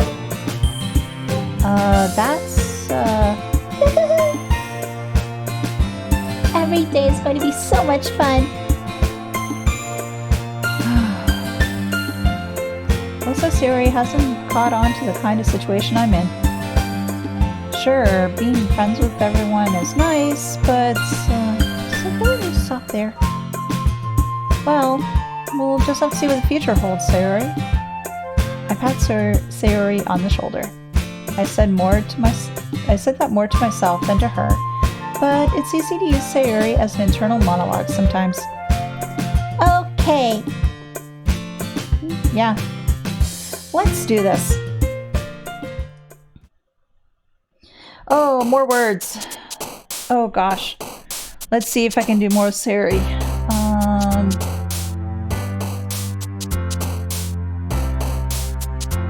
Bouncy. Oops. Special?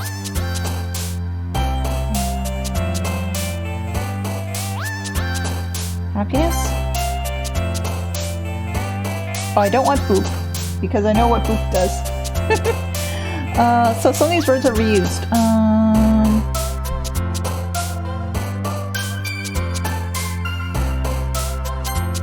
Okay.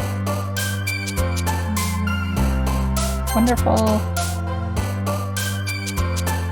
Color. Party. Raindrops? Oh, oops.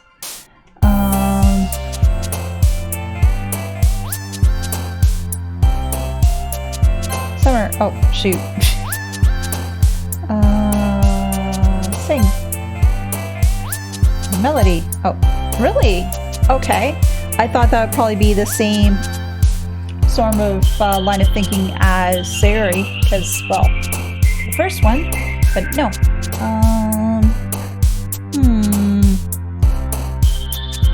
Together.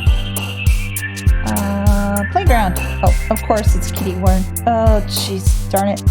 Sunny.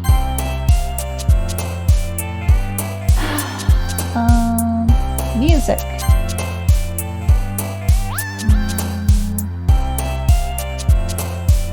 Dazzle? Oh, almost there. Almost there. Friends. Cheer. Daydream. Oh, last one. Flying. There we go. Another day passes and it's time for the club meeting already.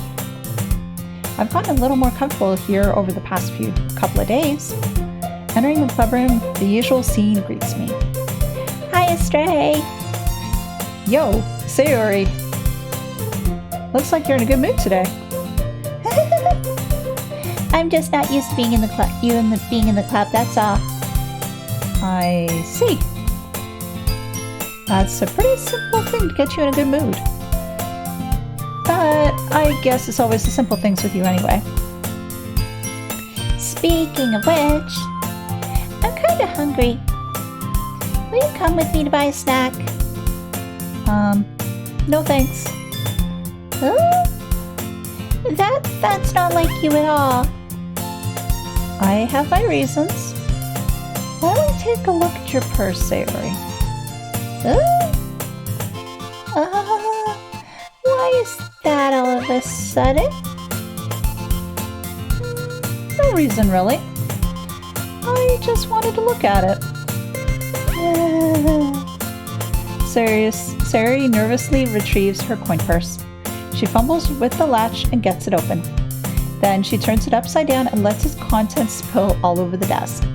Only 2 small coins fall out. I knew it. You don't have enough for... You wanted me to spot you. I can see right through you, Sayori. That's not fair. How'd you even know? It's simple. If you had enough money in the first place, you would have bought the snack before coming to the lunchroom. So, either you're not hungry and you want an excuse to take a walk, or you plan to conveniently forget that you spent all your money and that I would lend you some. But there's one more thing. You're always hungry. And so that only leaves the one option. I give up. Don't make me feel guilty. If you feel guilty, then that means you deserve to feel guilty. Yuri suddenly giggles. Huh? I didn't notice that she was listening in. Her face is in her book, as always. I wasn't listening or anything. It was just something in my book. Yuri, tell Astray to let me borrow some money. Don't get me involved like that, Sayori. Besides, you should only buy what you can responsibly afford. And frankly, after pulling up a mischievous stunt like that, your suffering is fair enough retribution. Did I just... I didn't mean that. I got too absorbed in my book.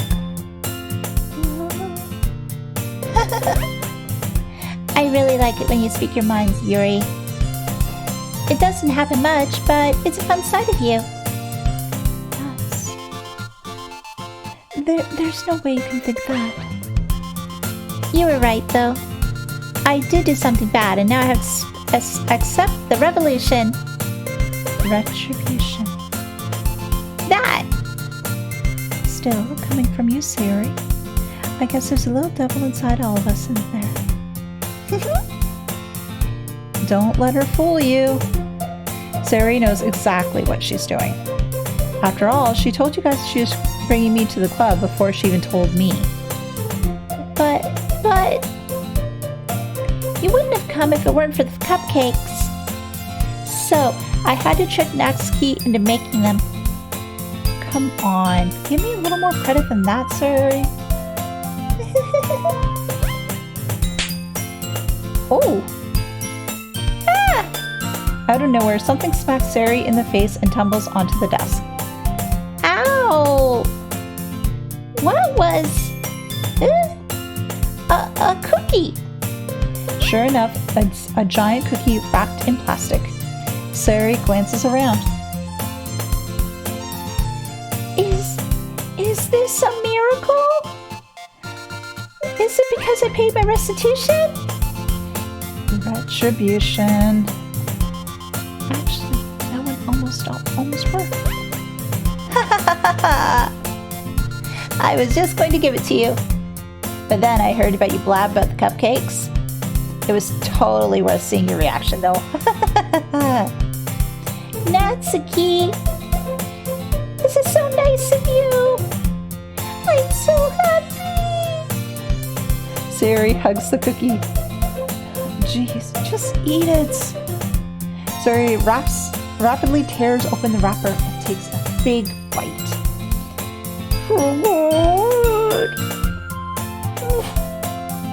Sayori suddenly claps her hands around her mouth.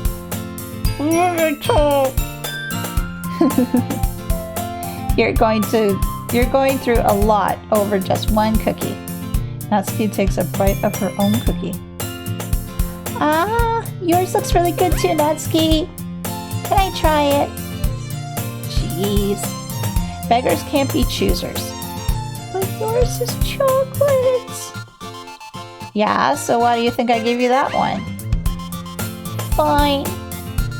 Still, I'm really happy that you shared this one with me. Sayori gets out of her seat and goes behind Natsuki and wraps her arms around her. Jeez. I get it. Cookie still in hand, Natsuki reaches up to nudge Sayori off her. Sayori suddenly leans down and takes a bite out of Natsuki's cookie.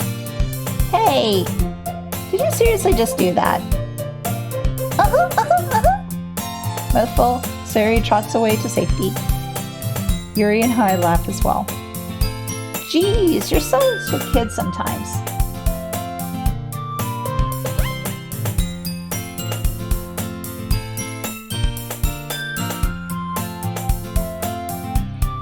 Monica, can you just tell Sayori? Huh? Natsuki glances around. Monica isn't in the club room.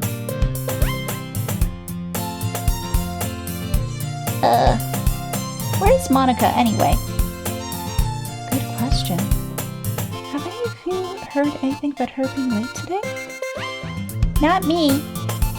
Yeah, I haven't heard anything either.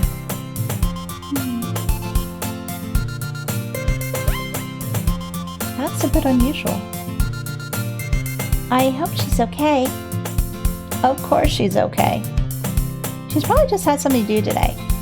She's pretty popular after all. Huh? You don't think she has a...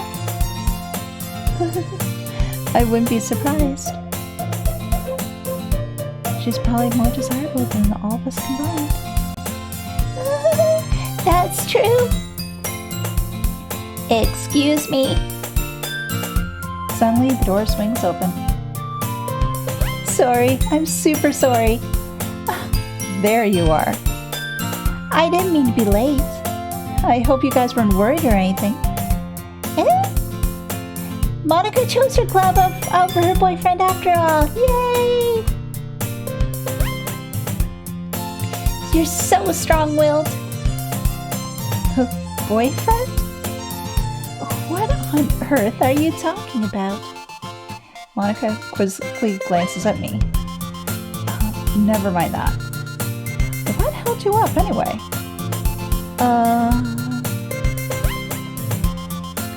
Well, my last period today was study hall. To be honest, I was just lost track of time.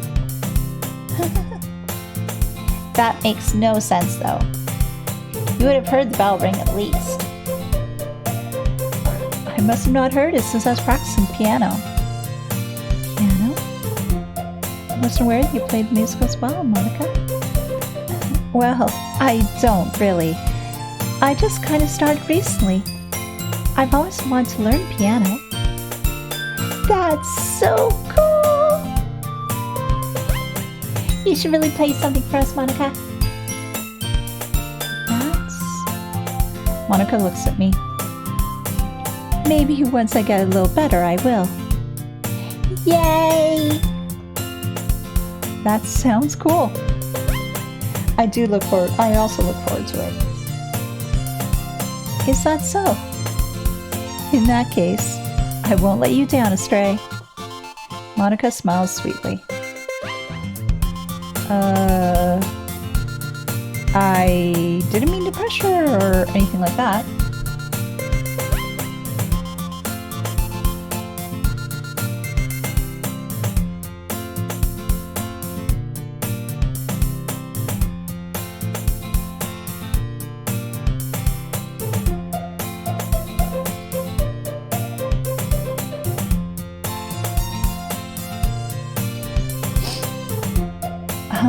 Don't worry. I've been practicing a whole lot recently, and I'd love the chance to share once I'm ready. I see. In that case, best of luck. Thanks. So, I didn't miss anything, did I? Not really. I chose to leave out Sayori's mischievous escapade. I'm sure Natsuki will end up complaining to her anyway. It looks like everyone has already settled down. Sayori somehow already finished her entire cookie. She inhaled it, I'm sure. Yuri is back to her book, and Natsuki disappeared into the closet. Reading time? Astray! Astray! Sayori suddenly comes up to me. I'm going to get some supplies from another classroom. Want to come with me? Supplies? What for? Well, you know how the festival's coming up? Me and Monica were gonna make some posters and stuff. So, I need to go find some crayons and markers, some glue sticks. Oh, I see. Sure, I'll go with you. Yay! Okay, Monica, we'll be back soon. Ah, you're going with Astray to get supplies. There's no need to trouble yourself. I'd be happy to go with him. Aw, but I wanted to go. It's so much fun exploring empty classrooms and stuff. Okay. There's just a suggestion. See if you can find poster paper too, okay? Okay. Ready, Astray? Yep, let's go.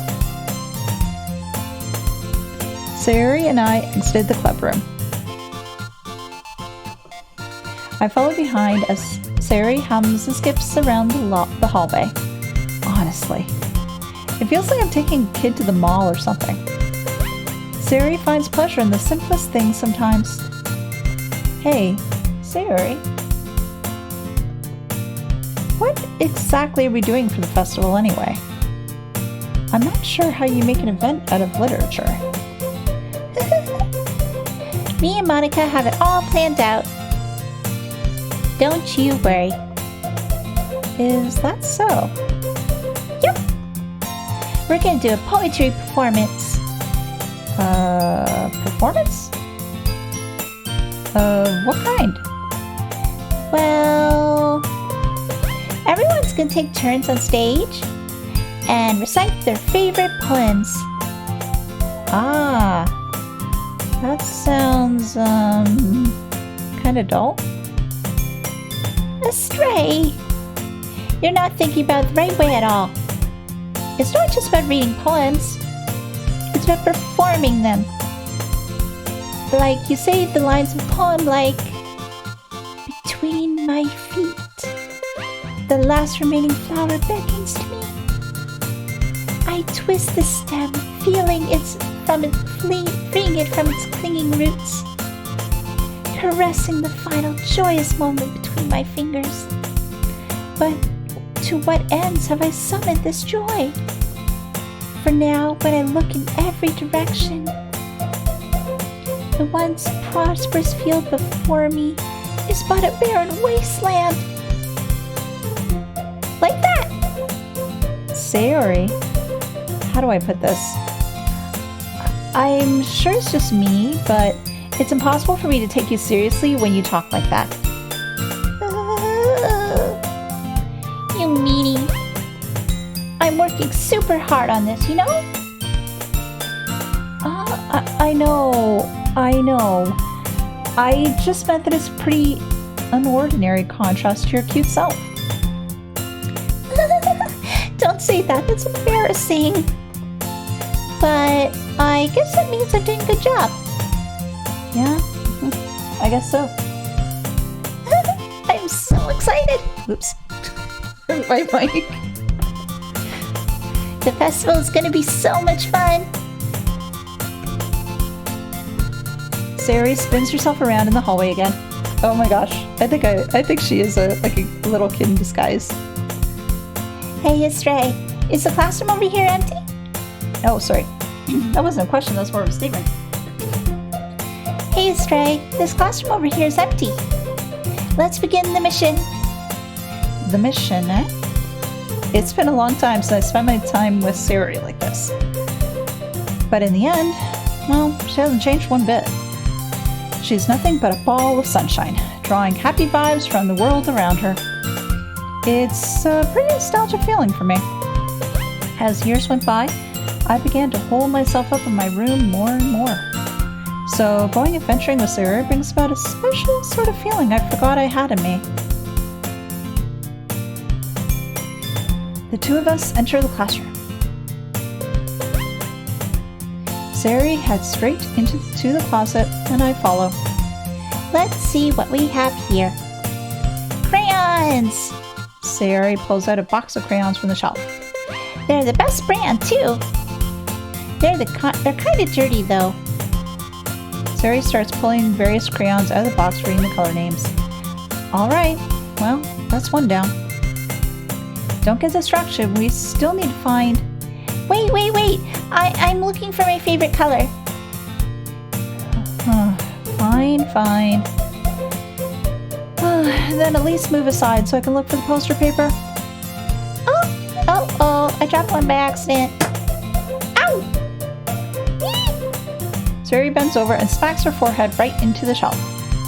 She falls to the floor and the crayons spill all over her lap. Oh. You okay? My forehead. Sari clutches her forehead. Geez, Sari. It's just like you, isn't it? Come on, let me see. Since Sari is just sitting on the floor, I grabbed her by the waist to pull her out of the closet. You have to move your hands, Sari. But it hurts. Just do it for a second, okay? Sari releases her hands from her forehead. I gently brush her bangs to the side. Ow! Sorry. There's a huge red mark on the center of her forehead. Her bump is starting to form as well. Oh man, this is gonna swell up. I should find you some ice. Astray. Where would I even find ice around this time? I guess a cold drink would do. You don't have to. I'm fine looking like a unicorn. Ever wincing for the pain, Sari makes a little silly joke. What are you saying? I'll be right back, okay? Okay. I pat Sari on the shoulder and run into the hallway. I locate the nearest vending machine. What should I get? It doesn't really matter since it'll be used as an ice pack rather than to drink. But I know Sari likes apple juice, so I purchased that one. In just a moment, I'm already returning to the classroom where I left Sari. She has one palm on her forehead and using the other hand to clumsily scoop crayons back into the box. At least they're already in the wrong spots before I spelled them. Sari, here. I hand Sari the bottle of apple juice. It's nice and cold. Sari opens the cap and starts drinking from it. Sari, what are you doing? It's for your forehead, idiot! Sorry, I forgot. How hard did you hit your head? Suri places the bottle against the bump on her head. It stings. Just bear with it. It'll feel better soon. Looks like you cleaned up most of the crayons, so, well, that's good. Hey, Astray. This kind of reminds you of growing up, doesn't it? Huh? What do you mean? You know how we used to play outside all the time? I would always try to keep up with you. You're kind of oblivious in some ways, though. Like, I usually fell behind or had trouble climbing on things you did. But sometimes when I tried to do things I couldn't, I would get myself hurt. I'd fall and scrape myself or get a bump. And I would start crying really hard. And you would rush over as quick as you could. You would try really hard to get me to stop crying. It was almost like you blamed yourself and was afraid of getting in trouble if someone found out. Even though it really wasn't your fault at all, you know? Did I really do that? Yeah, you don't remember?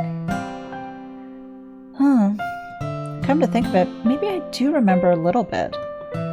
I guess I was always so focused on my games that I didn't really pay enough attention to you. So in a way, it was my fault.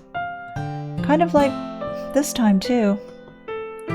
If I wasn't rushing you out of the closet, you probably wouldn't have hit your head. Astray. I don't think you realize it, but you're always thinking about other people. Even after all these years. You're rushing to help me, even though I'm being a bit clumsy. You're really a sweetheart. Don't call me that. That's embarrassing. And I don't do this kind of thing all the time. I guess when it comes to you, it just feels natural. Before I even know it, I'm treating you like that. I guess that's what happens when you've been friends for so long. Really?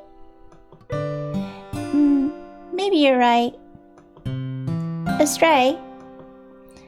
I'm so glad nothing's changed between us. Do you think it'll be like this forever? Forever? If I'm honest to myself, there's no telling where we'd end up for college or after that. So it wouldn't be fair for me to make any promises. But, well, I hope so. It's been this long already, right? I can't imagine you ever changing, so my hopes are up. I'm so happy. Sari has a whimsical expression in her eyes. We remain silent for a moment. She's so silly and clumsy on the outside when I see her deep in thought like this. It makes me not want to disturb her. I guess we should go back. I don't want to worry Monica, you know? Good luck with that. She's gonna see your forehead either way. Not if I hide it under my bag, she won't. Sari hops to her feet. She clutches her forehead again.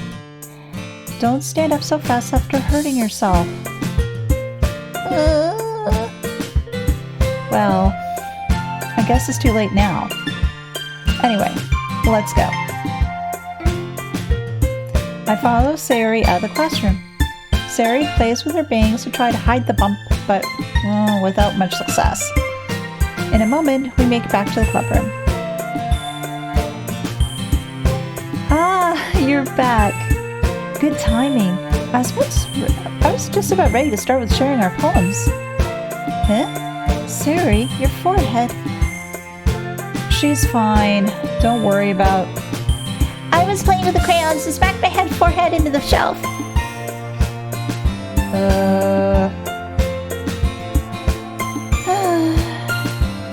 Well, anyway. Were you able to find everything we needed? Uh-huh. I have it right. Sari frantically glances around herself. I forgot all the stuff. Calm down, Sari. Calm down. I have it all right here. I found the poster paper too. Sounds like you ended up doing all the work, Stray. Well, sorry. I failed to come up with an excuse for Sayori. I made it an adventure. Yeah, that. Okay. In any case, good work. I'll start working on the posters tonight. Me too. Okay, everyone. Are you ready to share your poems? Guess I should grab mine. After making sure the crayon box closed tightly, I returned to my seat. Alright, back to choosing whose poem to view first. I wonder if choosing whose poem to look at first and what order really impacts the storyline or not. I don't know. Well, it seems like right now I'm on a theme of Team Sayori.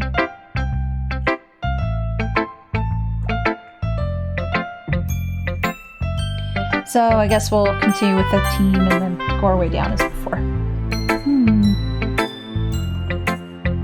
Astray, I really love your poems. I can't believe you've been hiding these from me.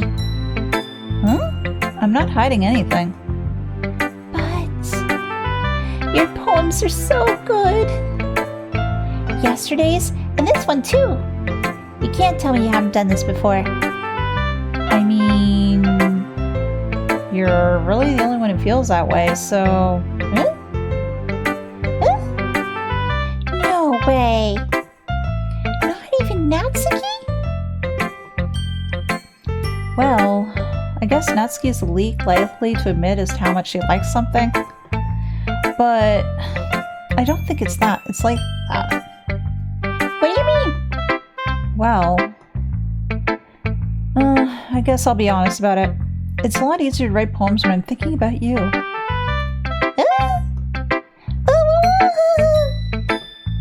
Stop thinking weird things, idiot. I just mean you're really an expressive person, I guess. How am I supposed to write poems about my own stupid life? But you somehow make everything in your life an adventure. Even the little things. Like cooking. Let's not talk about that, because she's probably gonna burn her house down or something. So, yeah. I guess what I'm trying to say is that I feel more feelings through you than I can through myself. We have a kind of weird connection. It's your fault for getting in my business all the time. I don't know if I understand. You never understand when I try to explain things to you, do you, Sayori? I pat Sayori's head. Hey. I'm not a kid, you know. Are you sure about that? Maybe. Sayori starts fiddling with her pencil between her hands. Hey, Astray. Will you give me your poem? I kind of want to keep it. Huh? Why? Because, well, it's the first time you've actually written something for me.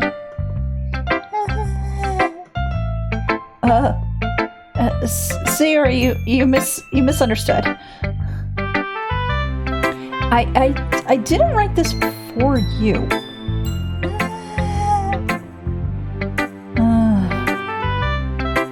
Are you even listening anymore? Well, whatever. I'll give it to you when we go home. Really? Snap.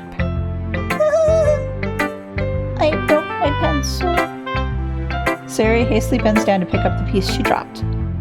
But being attentive of her surroundings, she bumps right into me. Sorry. It's fine. It's fine. I'll get it for you.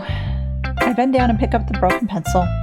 Sari clutches the desk beside her to support herself, knees shaking. I'm a little clumsy today. Let's sit down, Sari.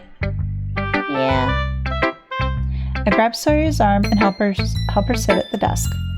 Anyway, I still haven't read your poem. Oh! Sorry, I forgot about that. But it's not as good as yours. Jeez, don't worry. I'm sure I'll like it. Let's see what we got here. Oh my gosh, this is a longer one too. Bottles. I pop off my scalp like the lid of a cookie jar. It is the secret place where I keep all my dreams. Oh my gosh, this is dark so far. Little balls of sunshine all rubbing together like bundle of kittens. I reach inside with my thumb and forefinger and pluck one out. It's warm and tingly. But there's no time to waste. I put it in a bottle to keep it safe. And I put the bottle on the shelf with all the other bottles. Happy thoughts, happy thoughts, happy thoughts, and bottles all in a row. My collection makes me lots of friends. Each bottle is starlight to make amends. Sometimes my friend feels a certain way. Down comes a bottle to save the day. Night after night, more dreams. Friend after friend, more bottles. Deeper and deeper my fingers go, like exploring a dark cave, discovering the secrets hiding in the nooks and crannies. Digging and digging, scraping and scraping. I blow dust off of my bottle caps. It doesn't feel like time elapsed. My empty shelf could use some more. My friends look through my locked front door. Finally, all done, I open up and in come my friends. In they come in such a hurry. Do they want my bottles that much? I frantically pull them down from the shelf, one after another, holding them out to each and every friend, each and every bottle. But every time I let one go, shatters against the tile between my feet. Happy thoughts, happy thoughts, happy thoughts, and shards all over the floor. They are supposed to be for my friends, but my friends who aren't smiling. They're all shouting, pleading, something. But all I hear is echo, echo, echo, echo, echo inside my head. Wow. That is a pretty deep poem. What are your thoughts? What do you think?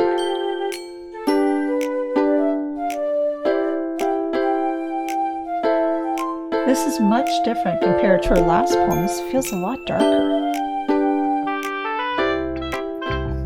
Holy crap. Yes, that's my thoughts exactly. Sari, did you really write this? Of course I did. Didn't I tell you yesterday that I was going to write the best poem ever? Yeah, but I mean, I didn't expect something like this coming from you. Monica taught me a whole lot. And I've really been in touch with my feelings recently. I can see that. It's almost kind of creepy. Creepy? Well, not exactly.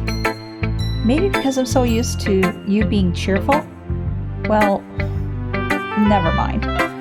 I'm thinking too hard about it. The point is, it came out good, so you should be proud of it. Aw, thanks. I feel like I was meant to express myself this way. It even helps me understand my own feelings a little better. Writing is like magic. You've gotten pretty passionate about this, huh? I hope you keep it up. Yeah! Writing is the best! I'm gonna keep writing till I die. That's a really creepy thought. Good for you, I guess. Don't get ahead of yourself. Sari's always had a habit of being obsessed with something before dropping it no more than a week later. Oh, I've known that feeling before. Totally know that feeling before. I wonder if this is one of those times.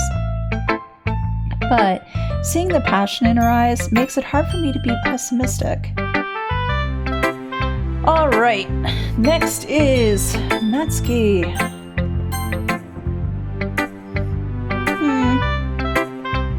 Well, it's not terrible, but it's pretty disappointing after your last one. Then again, if this one's as good as your last one, I'd be completely pissed. Well, I guess I want to try something a little different this time. Fair enough. You're still new to this, so I wouldn't expect you to find your style right away. Come to think of it, this kind of reminds me of Saria's poem from yesterday.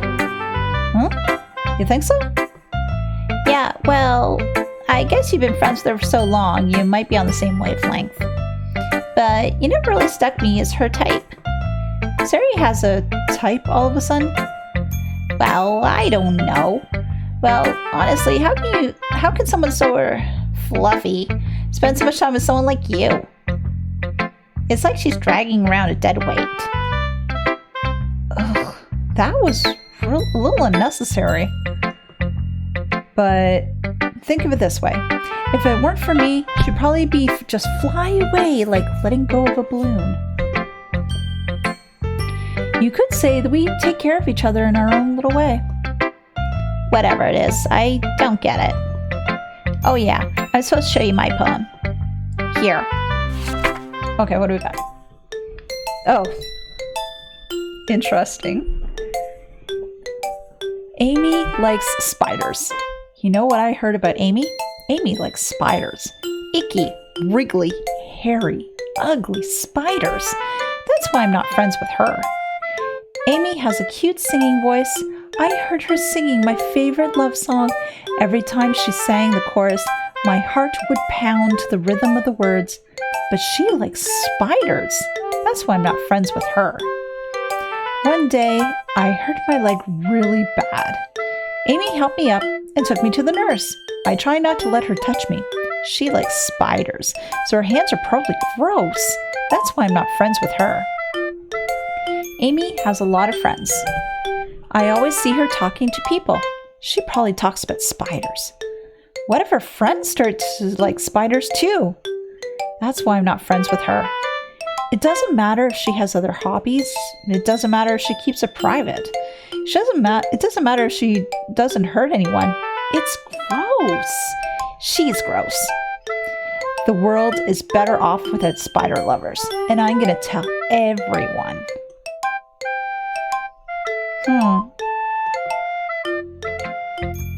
Not bad, right? It's quite a bit longer than yesterday's, that's for sure. Yesterday's was way too short. I was just warming up. I hope you didn't think that was the best I could do. No, of course not.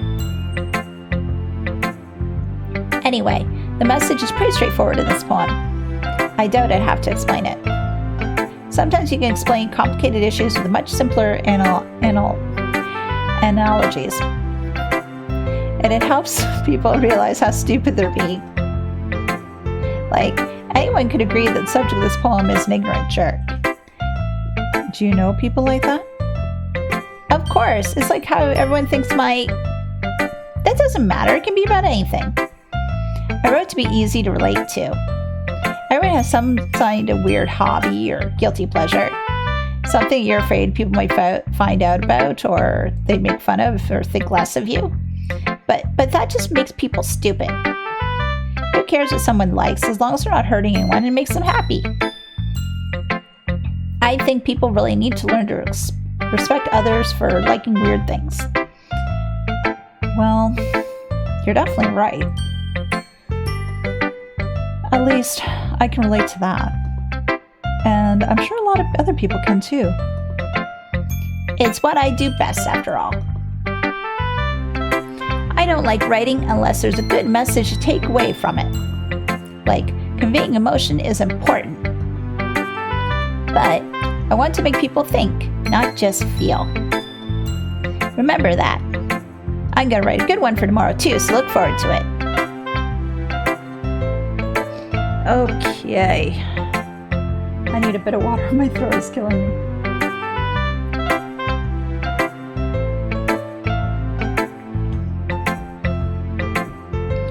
Yeah, I like visual novels and stuff like that, but some of them where they don't have any voices and you're trying to do them and there's just a lot of talking, it can be a little draining on the voice, but we'll get through it.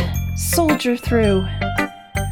I'm starting to see some of the darker elements that they mentioned for the story starting to seep in there. You still got a lot of cutesy stuff, but a little bit more of the darker stuff is starting to crawl its way forward. Sort of like the spiders, I guess.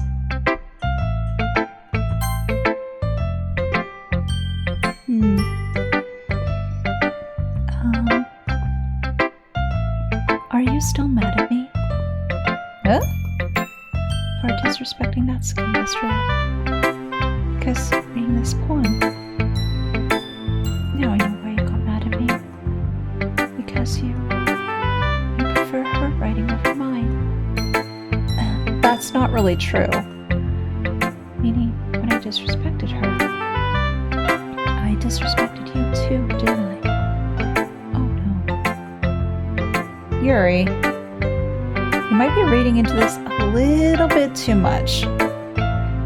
How could I be so stupid? I always let these things happen. Whenever I think up before I speak, I just come off as awkward and unlikable. But if I speak without thinking, the things I want to keep inside come out and make people hate me. So, please don't force yourself to be around me. I know this is what Monica wants. Wait, what?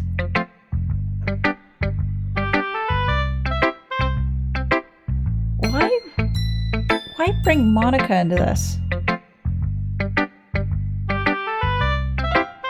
I know this is what Monica wants. Why? I'm confused. But it's not fair that on you, to you, when you could be enjoying your time with Natsuki and Sayori. Yuri. Please. It makes it easier for me if you don't express any concern. Besides, I have my books with me. That's all I need. Yuri smiles sadly and puts her head down on her desk. I'm frustrated. I don't hate her, but it's not like she's not capable of listening to me over her own thoughts. I sigh to myself. All I can do is accept that's how she is. If she wants to be left alone, then I have no choice but to abide by that request. So, wow. We didn't even get to read her poem. Is it because when I was going through, when you have to choose all the words? I don't think I picked any that were for that caused her little chibi character to jump up and down. If that's the case, does that mean she's not going to show a poem? I'm going to guess that is the case because she's not showing me the poem at all now.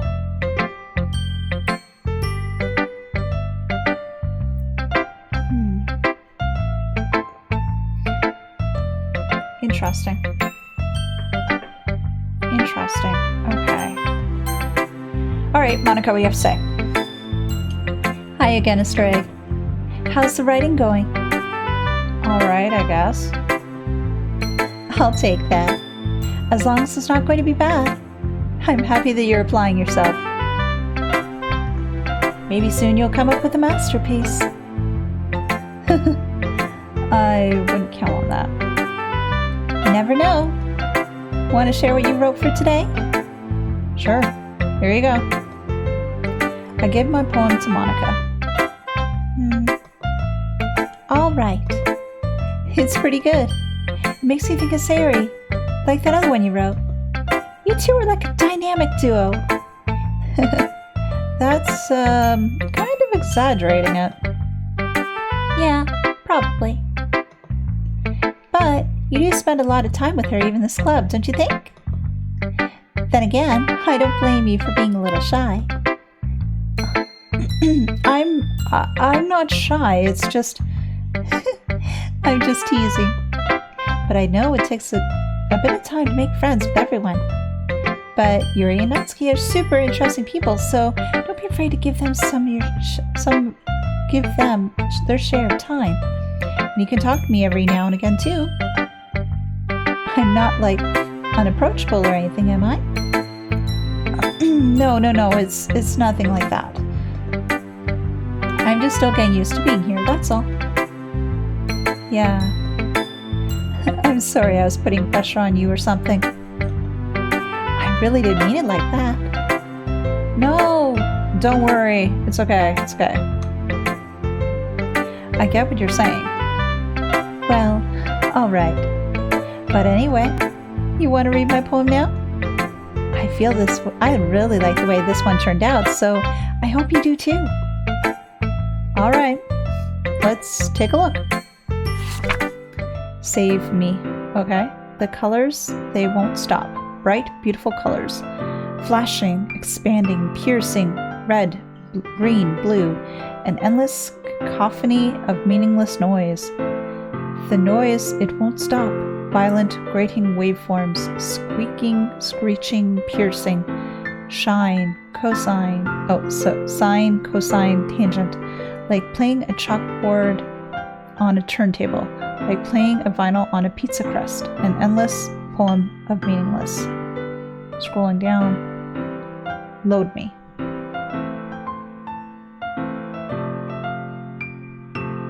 I don't know what to make of this poem. I really don't.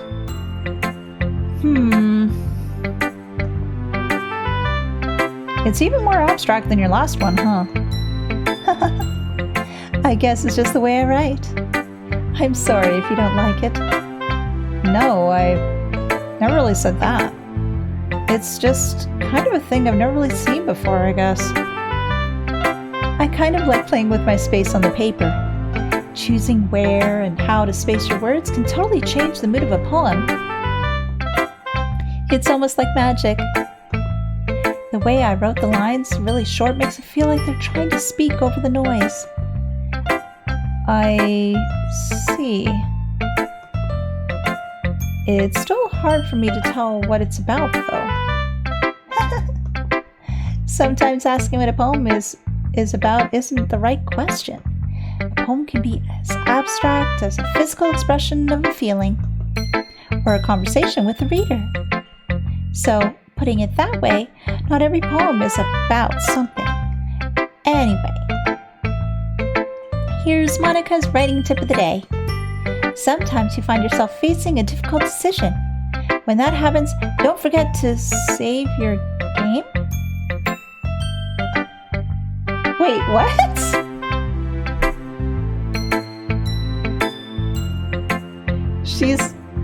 She's talking about writing tips, and then she's saying, don't forget to save your game. Okay. I don't understand the connection, but sure. You never know when you might change your mind, or when something unexpected may happen. Wait, is this tape even about writing? No, it's not. What am I even talking about? That's my advice for today. Thanks for listening. She's breaking walls all over the place. Okay, everyone. We're all done reading each other's poems, right? I have something extra planned today, so if everyone could come to the front of the room. Is this about the festival? Well, sort of. Do we really have to do something for the festival? It's not like we can put together everything in just a few days. We'll just end up embarrassing ourselves instead of getting any new members. That's a concern of mine as well. I don't really do well with last-minute preparations. Don't worry so much. We're going to keep it simple, okay? We don't need much more than a few decorations. Sari has been working hard on the posters, and I've designed some pamphlets we can give out during the event. Okay, that's great and all. That doesn't tell us what we're actually going to be doing for the event. Oh, sorry. I thought you heard about it already. We're going to be performing. Performing? Monica? Yeah, we're going to be having a poetry performance. Each of us are going to choose a poem to recite during the event. But the cool part is, we're also going to let anyone else come up and recite poems too. Sayori's putting it all on the posters in case anyone wants to prepare ahead of time. Sayori, who's been coloring a poster, holds it up for us to see. Are you kidding me, Monica? You didn't. You already started putting these posters up, didn't you? Well, I did. Do you really think it's that bad of an idea? Well, no. It's not a bad idea. But I didn't sign up for this, you know. There is no way I'm going to be performing in front of a group of people like that. I agree with Natsuki. I could never, in my life, do something like that. Imagining it, Yuri shakes her head in fear. Guys! No, Sayori. I understand where they're coming from. Remember that Natsuki and Yuri have never shared their poems with anyone until a couple days ago. It's a lot to ask for them to recite their poems out loud to a whole full room of people. I guess I kind of overlooked that. So, I'm sorry. But I still think we should give it our best. We're the only ones responsible for the fate of this club. If we start the event and each put on a good performance, then it will inspire others to do the same. And the more people who perform, the better we'll be able to show everyone what literature is all about. Yeah, it's about expressing your feelings, being intimate with yourself, finding new horizons, and having fun. That's right. And it's for those reasons we're all in the club today.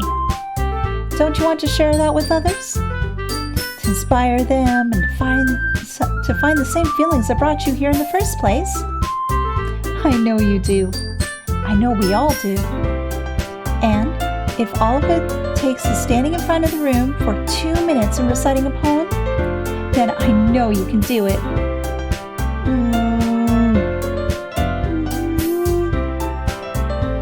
Natsuki and Yuri remain silent. Sayori looks worried. I guess that leaves me no choice. I agree. I don't think it's too much to ask. I think that Sayori and Monica have been trying really hard to get new members. The least we can do is to help them out a little bit. Well, maybe, but... Looks like Natsuki doesn't have any arguments left. Okay, fine. I guess I'll just have to get it over with. All right! Phew. Thanks, Natsuki. What about you, Yuri? Yuri dejectedly glances around at everyone else's expectant faces. I guess I don't really have a choice. That's everyone. You're the best, Yuri. This club is seriously going to be the death of me. Oh gosh. You'll be fine, Yuri. But anyway, let's move on to the main event. I want each of you to choose a poem of yours. We're going to practice reciting them in front of each other. No way! Monica, this is too sudden. Well, if you can't recite your poem in front of the club, how do you expect to do it in front of strangers? Oh no. Don't worry. I'll start off to help everyone feel a little bit more comfortable. Can I go next? Of course. Now, let's see. Monica flips through her notebook to a specific poem she has in mind for herself. She then stands behind the podium. The title of this poem is The Way They Fly.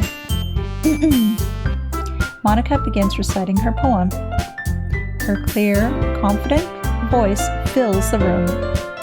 More than that, her inflection is pristine. She knows exactly how to apply emotion behind each line she recites, bringing the words to life. Is this something that she's done before? Or is she simply a natural? I glance around me. Everyone has their eyes on Monica. Sayori looks amazed. Yuri has an intense expression on her face that I don't understand. Finally, Monica finishes the recitation. The four of us applaud. Monica takes a breath and smiles. That was so good, Monica! Thank you very much. I was just hoping to set a good example. Are you ready to go next, Sayori? I'll go next. Wow! Yuri's all fired up all of a sudden. Yuri clenches a sheet of paper between her hands and stands up.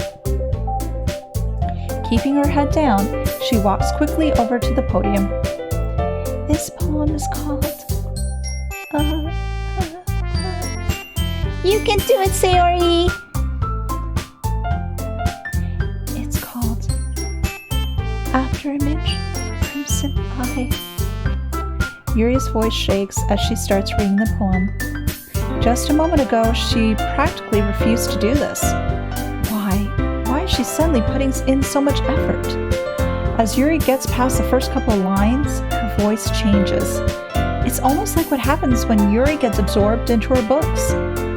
Her quivering words transform into the sharp syllables of a fierce and confident woman. The poem is full of twists and turns in its structure that she enunciates with perfect timing.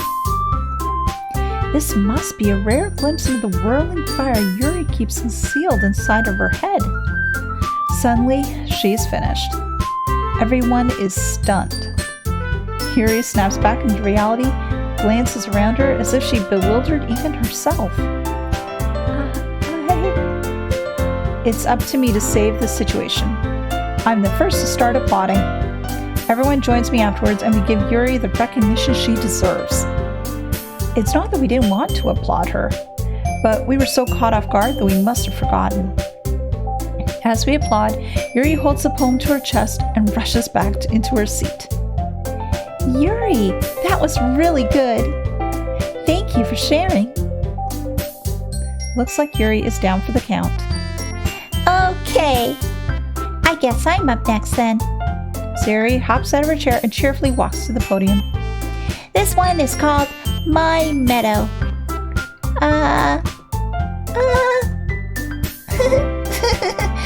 Sorry, I giggled. Sayori? It's a lot harder than I thought. How do you guys do this so easily? Try not to think that you're reciting to other people. Imagine you're reciting it to yourself, like in front of a mirror or in your own head.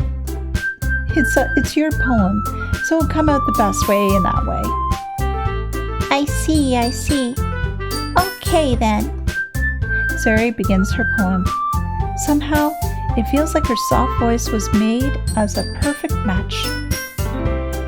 The poem isn't aimlessly cheery like Sayori is. It's serene and bittersweet. If I were to read this on paper, I probably wouldn't think much of it. But hearing it from Sayori's voice almost gives it a whole new meaning. Maybe this is what Sayori meant when she likes my poems. It's like I get to reach more deeply into someone I thought I knew through and through. Sayori finishes, and we applaud. I did it! Good job, Sayori. Even a stray liked it. I guess that's a good sign. What does that even mean? It came out nicely, Sayori. The atmosphere of the poem fits you really nicely. But it might be that the other poems won't work quite as well with that kind of delivery. Huh? I don't really understand. In other words, I've seen poems of yours which that sort of gentle delivery wouldn't work as well. They might need a little more force behind them, depending on what you're reading. Oh, I know what you mean. Well, I've been practicing that kind of thing. It's just embarrassing to do it in front of everyone. The next time, I'm going to make you pick a poem that challenges you a little more. We don't have that much time before the festival, you know. Okay. Now, who's next? Natsuki? Don't make me go up for a Stray. It's not like I can compare to you guys anyway. Might as well let a Stray lower everyone's standards a little before I have to do it. Natsuki! It's fine. I may as well get it over with. But it's not like I have much of a selection of what to read. I'll just have to go with what I wrote for today. I step up and step in front of the podium. Everyone has their eyes on me, making me feel terribly awkward. I recite my poem. Since I'm not exactly confident in my own writing, it's hard to put energy into it. Despite that, once I finish, I receive applause anyway. Sorry, I'm not as good as everyone else. Don't worry about it so much. I think it's less about your abilities and more about your lack of confidence in your writing. That's something that'll improve over time, though. Yeah, maybe. Alright then. That just leaves you, Natsuki. Yeah. I'm going. Natsuki begrudgingly gets out of her seat and makes her way to the podium. The poem is called... Why are you all looking at me? Because you're presenting. Anyway, the poem is called Jump.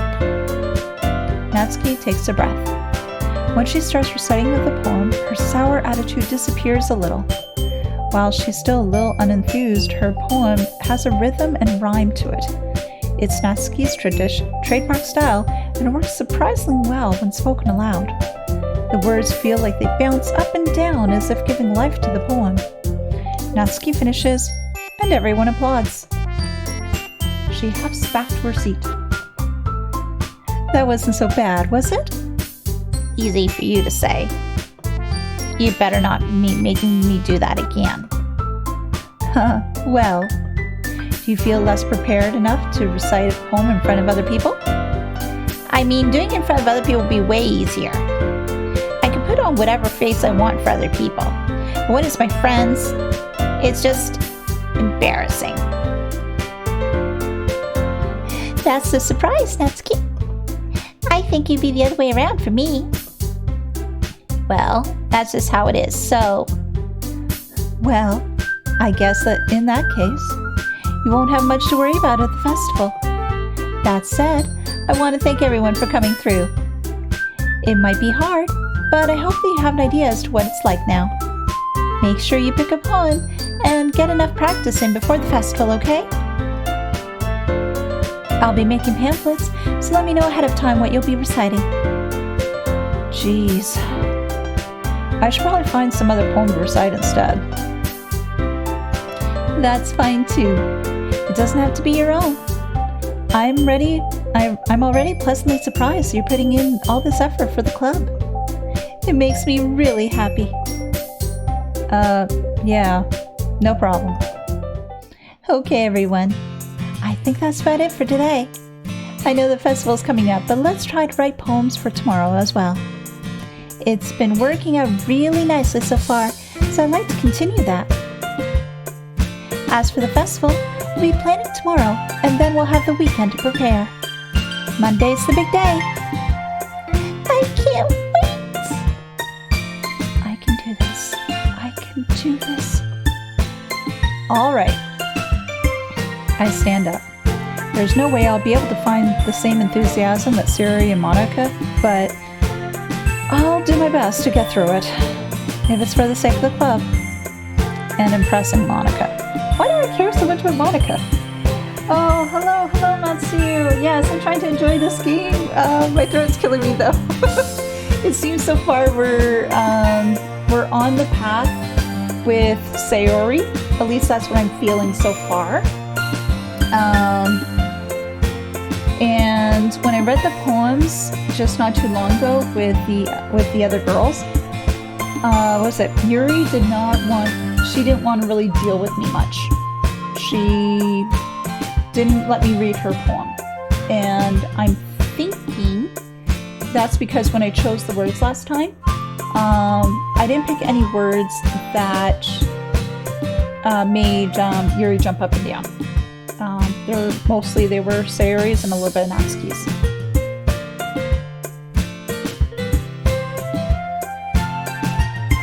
I'm just taking another little bit of water to help my poor little throat here, and we'll continue on. Then I'll have to do my best. Ready to go, Sayori? Yep. Look at you two, always going home together like that. It's kind of adorable, isn't it? Jeez, guys. Don't make such a big deal out of it. Must be a little nice, though. Well... How am I supposed to respond to this? It's okay, Astray, you don't have to say it. Whatever. Let's just go already.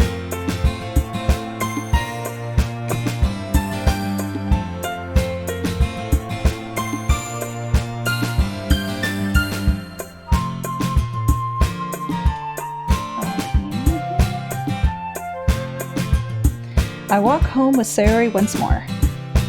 Even though it's only been a few days, a lot of things have already changed. But today, Sayori is being a little quieter than usual on the way home. Hey, Sayori. Sorry, I was spacing out. Ah, no wonder. I was, thinking about something from earlier. Like, I like how we get to, I mean... Sayori fumbles with her words. So, let's just say that one day, Yuri decided to walk home with you. Huh? What would you do? What kind of question is that? You're kind of putting me on the spot here. Well, I would walk home with Sayori. Still walk home with Sayori, or I'd walk home with Yuri.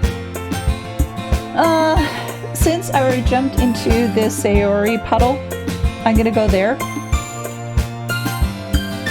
Sayori, you really think I'd ditch you for Yuri? But she's so beautiful and smart. Jeez. I already see her in the club every day.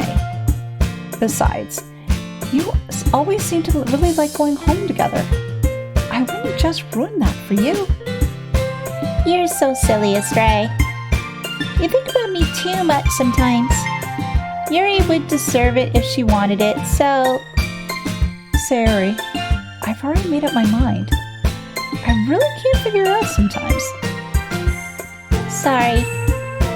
Besides, what's the point in speculating something that's never going to happen?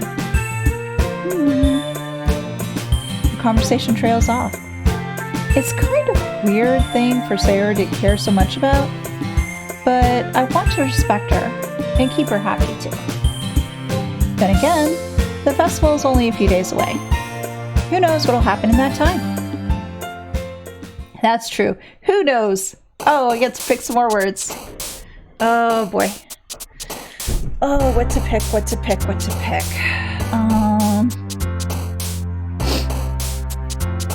Awesome. Clouds? Oh, whoops.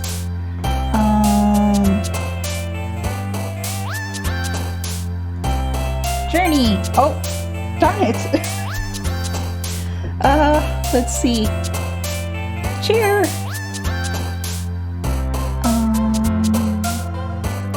gosh, wow, that's some dark words in there. Let's see. Family. Joy.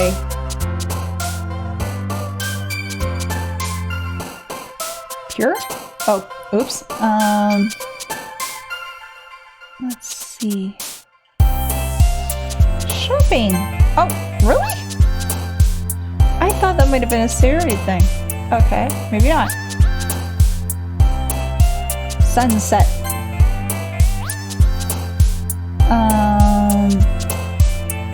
Vacation.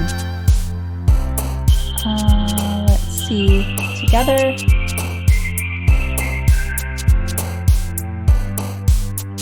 Laugh.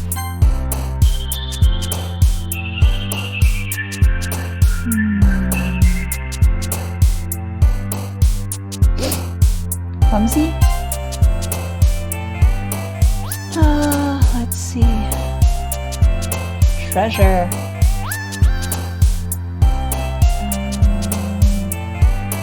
Friends.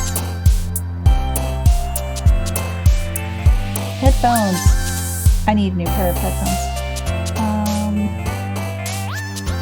Yeah, the headphones I'm using right now, they're starting to fall apart. I want to get a new pair, and I have to double check on Amazon. I think they're on sale. Let's check my budget too.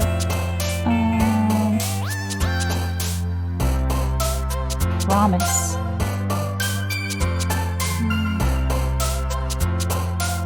Party.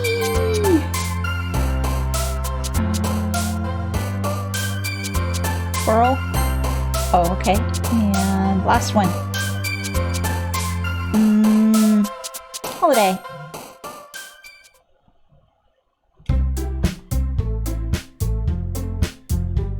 Give me one moment, guys.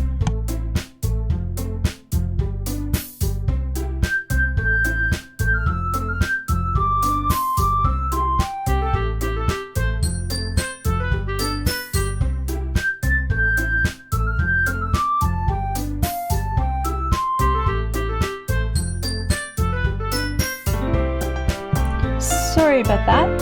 Just had somebody reaching out to me at the house, and I may actually have to tie this up a little bit sooner than what I thought. I thought I had more time. That being said, I'll see if I can. Got about 12 minutes, I think, left, and then I'm gonna have to wrap it up, and this is gonna have to wait, unfortunately, till next Thursday. Let's see. Oh man, I'm the last one here again. Don't worry, I just walked in too. Were you practicing piano again? Yeah. You must have a lot of determination. Starting with this club and now picking up piano. Well, maybe not determination, but I guess passion. Remember that the club wouldn't be here if it weren't for all of you. And I'm super happy that you'll all be willing to help out for the festival too. I can't wait for the festival. It's gonna be great. Huh? Weren't you complaining about it yesterday, Natsuki? Well, yeah. I'm not talking about our part of the festival, but it's a whole day of school. We get to play and eat all kinds of delicious food. You sound a bit like Saori all of a sudden. Monica, do they usually have fried squid? Squid? That's a pretty specific thing to look forward to. Oh, come on. Are you saying you don't like squid? You, of all people? Huh? I didn't say that I don't like it. Besides, what do you mean by you of all people? Because it's right in your name.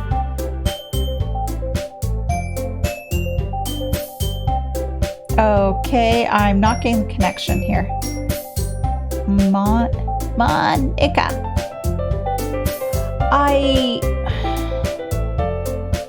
I'm thinking that something was lost in translation. Because I'm not seeing the play on words, at least in English language, that would play on squid.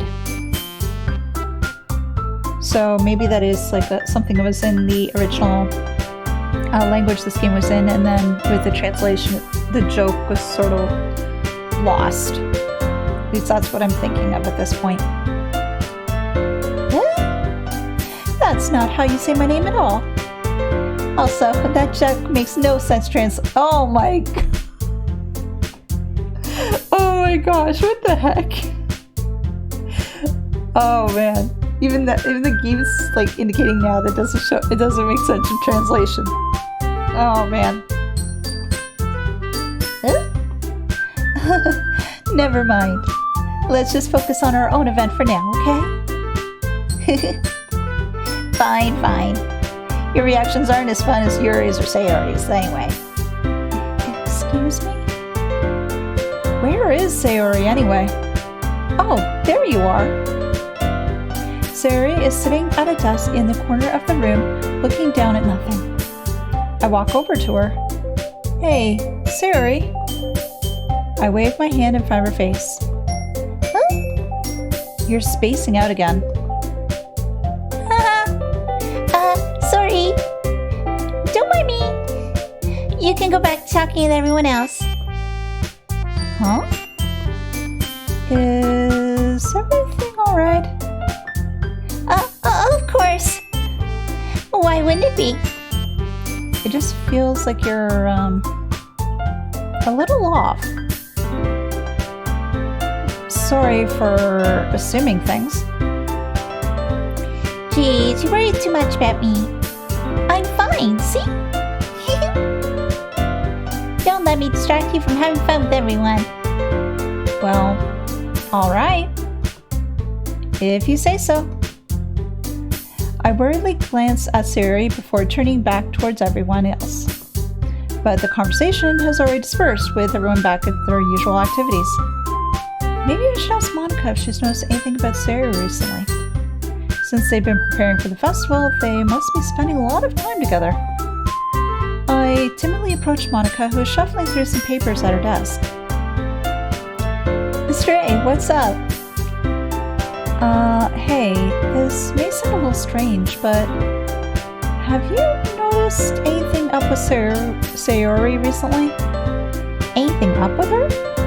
What way do you mean?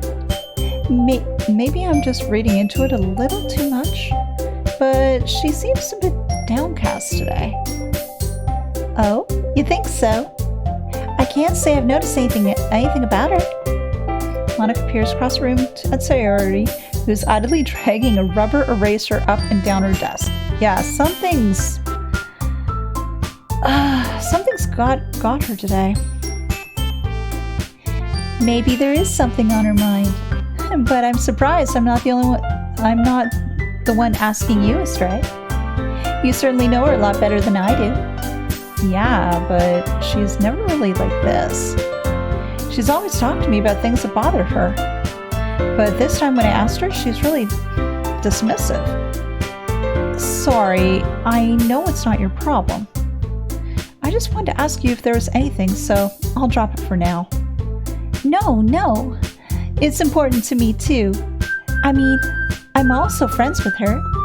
And I also care about the well-being of my club members, you know? Maybe I'll try talking to her myself. Huh? Are you sure about that? She seemed like she wanted to be left alone. Are you sure?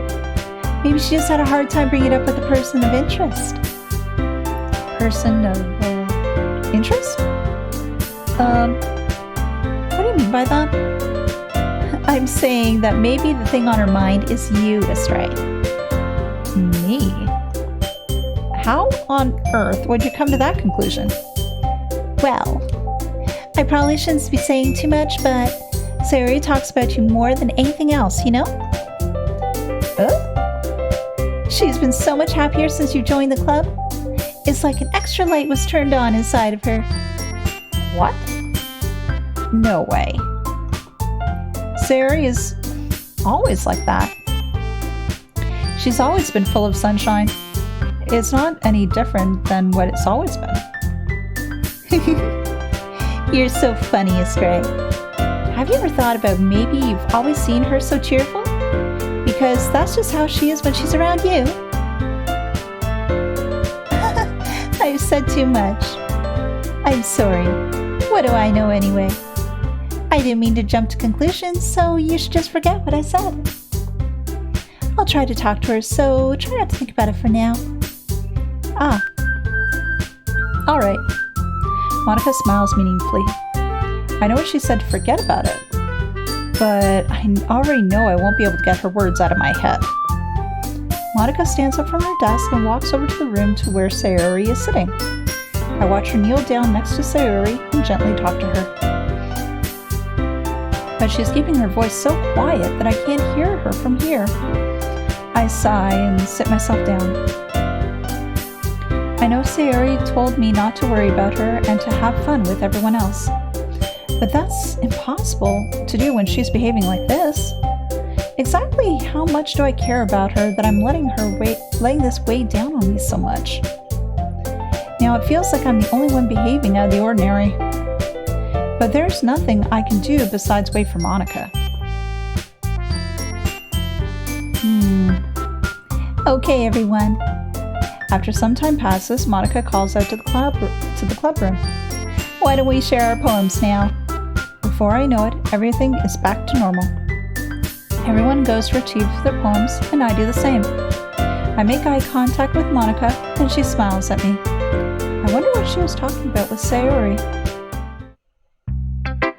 Okay, I'm going to see if I can try to get through these particular sections first before I have to cut things short. But then after that, what we'll have to do is we'll have to leave everything up to next week. I really hate having to wait till next week though, because so far this has been an interesting ride so far. I don't know what you think so as of yet, but it's got me engaged, to say the least. So let's try Sayori first. This is your best one by far. It's really nice, Stray. Thanks. Sayori, you've been a little quiet today. Is everything alright?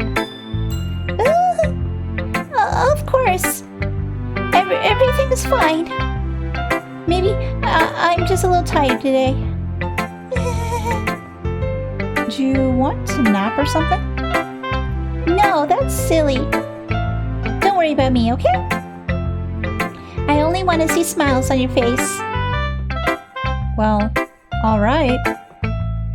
Hey, Astray. I'm still a little surprised. I really thought you'd try writing your poems like the way Yuri does. Or even Natsuki. But in the end... Yeah? I guess you're the one who likes this... one the most. Why? Oh. Oh, boy. Why? Why? You don't want to get closer with anyone else? Wait. Of course I do. But that doesn't mean I need to try so hard to impress them. I still understand you the most, Sayori. I know you have to sometimes put up with me. And I have to sometimes put up with you. But we have, a wavelength or something. And this is how the poem came out. Sometimes it feels like you're the only exciting thing in my life. So sometimes it's easier to write when thinking about you. Sayori? No. Astray? I don't deserve this. You're too nice to me. Why are you doing this? Sayori has trouble keeping her voice steady all of a sudden. If you just had fun with everyone else instead, this would be so much easier. Sayori? I glance around the room to make sure nobody has noticed this. Sayori? I probably never said this before, but I don't understand what you're feeling right now. Tell me what will cheer you up. Sayori shakes her head. She sniffles and keeps shaking her head. Finally, she gathers herself up and puts on a smile. It's nothing, Astray. It's just a little rain cloud. I'm sorry you had to see that. I promise it won't happen again. Just smiles from everyone, okay? That's all that matters. Go play with everyone else. I'm gonna go home and rest. Gonna go home bit early today. Sayori, Tell Monica I wasn't feeling well, okay? I'll see you tomorrow. before I can say anything else, Sayori cheerfully walks out of the classroom humming to herself. Oh geez, and I actually reached the time that I have to go because I have, somebody was just mentioning that they're going to be picking me up in another moment. So unfortunately, we will have to cut things here. It's not really the greatest place to end the stream, but unfortunately that's what I'll have to do.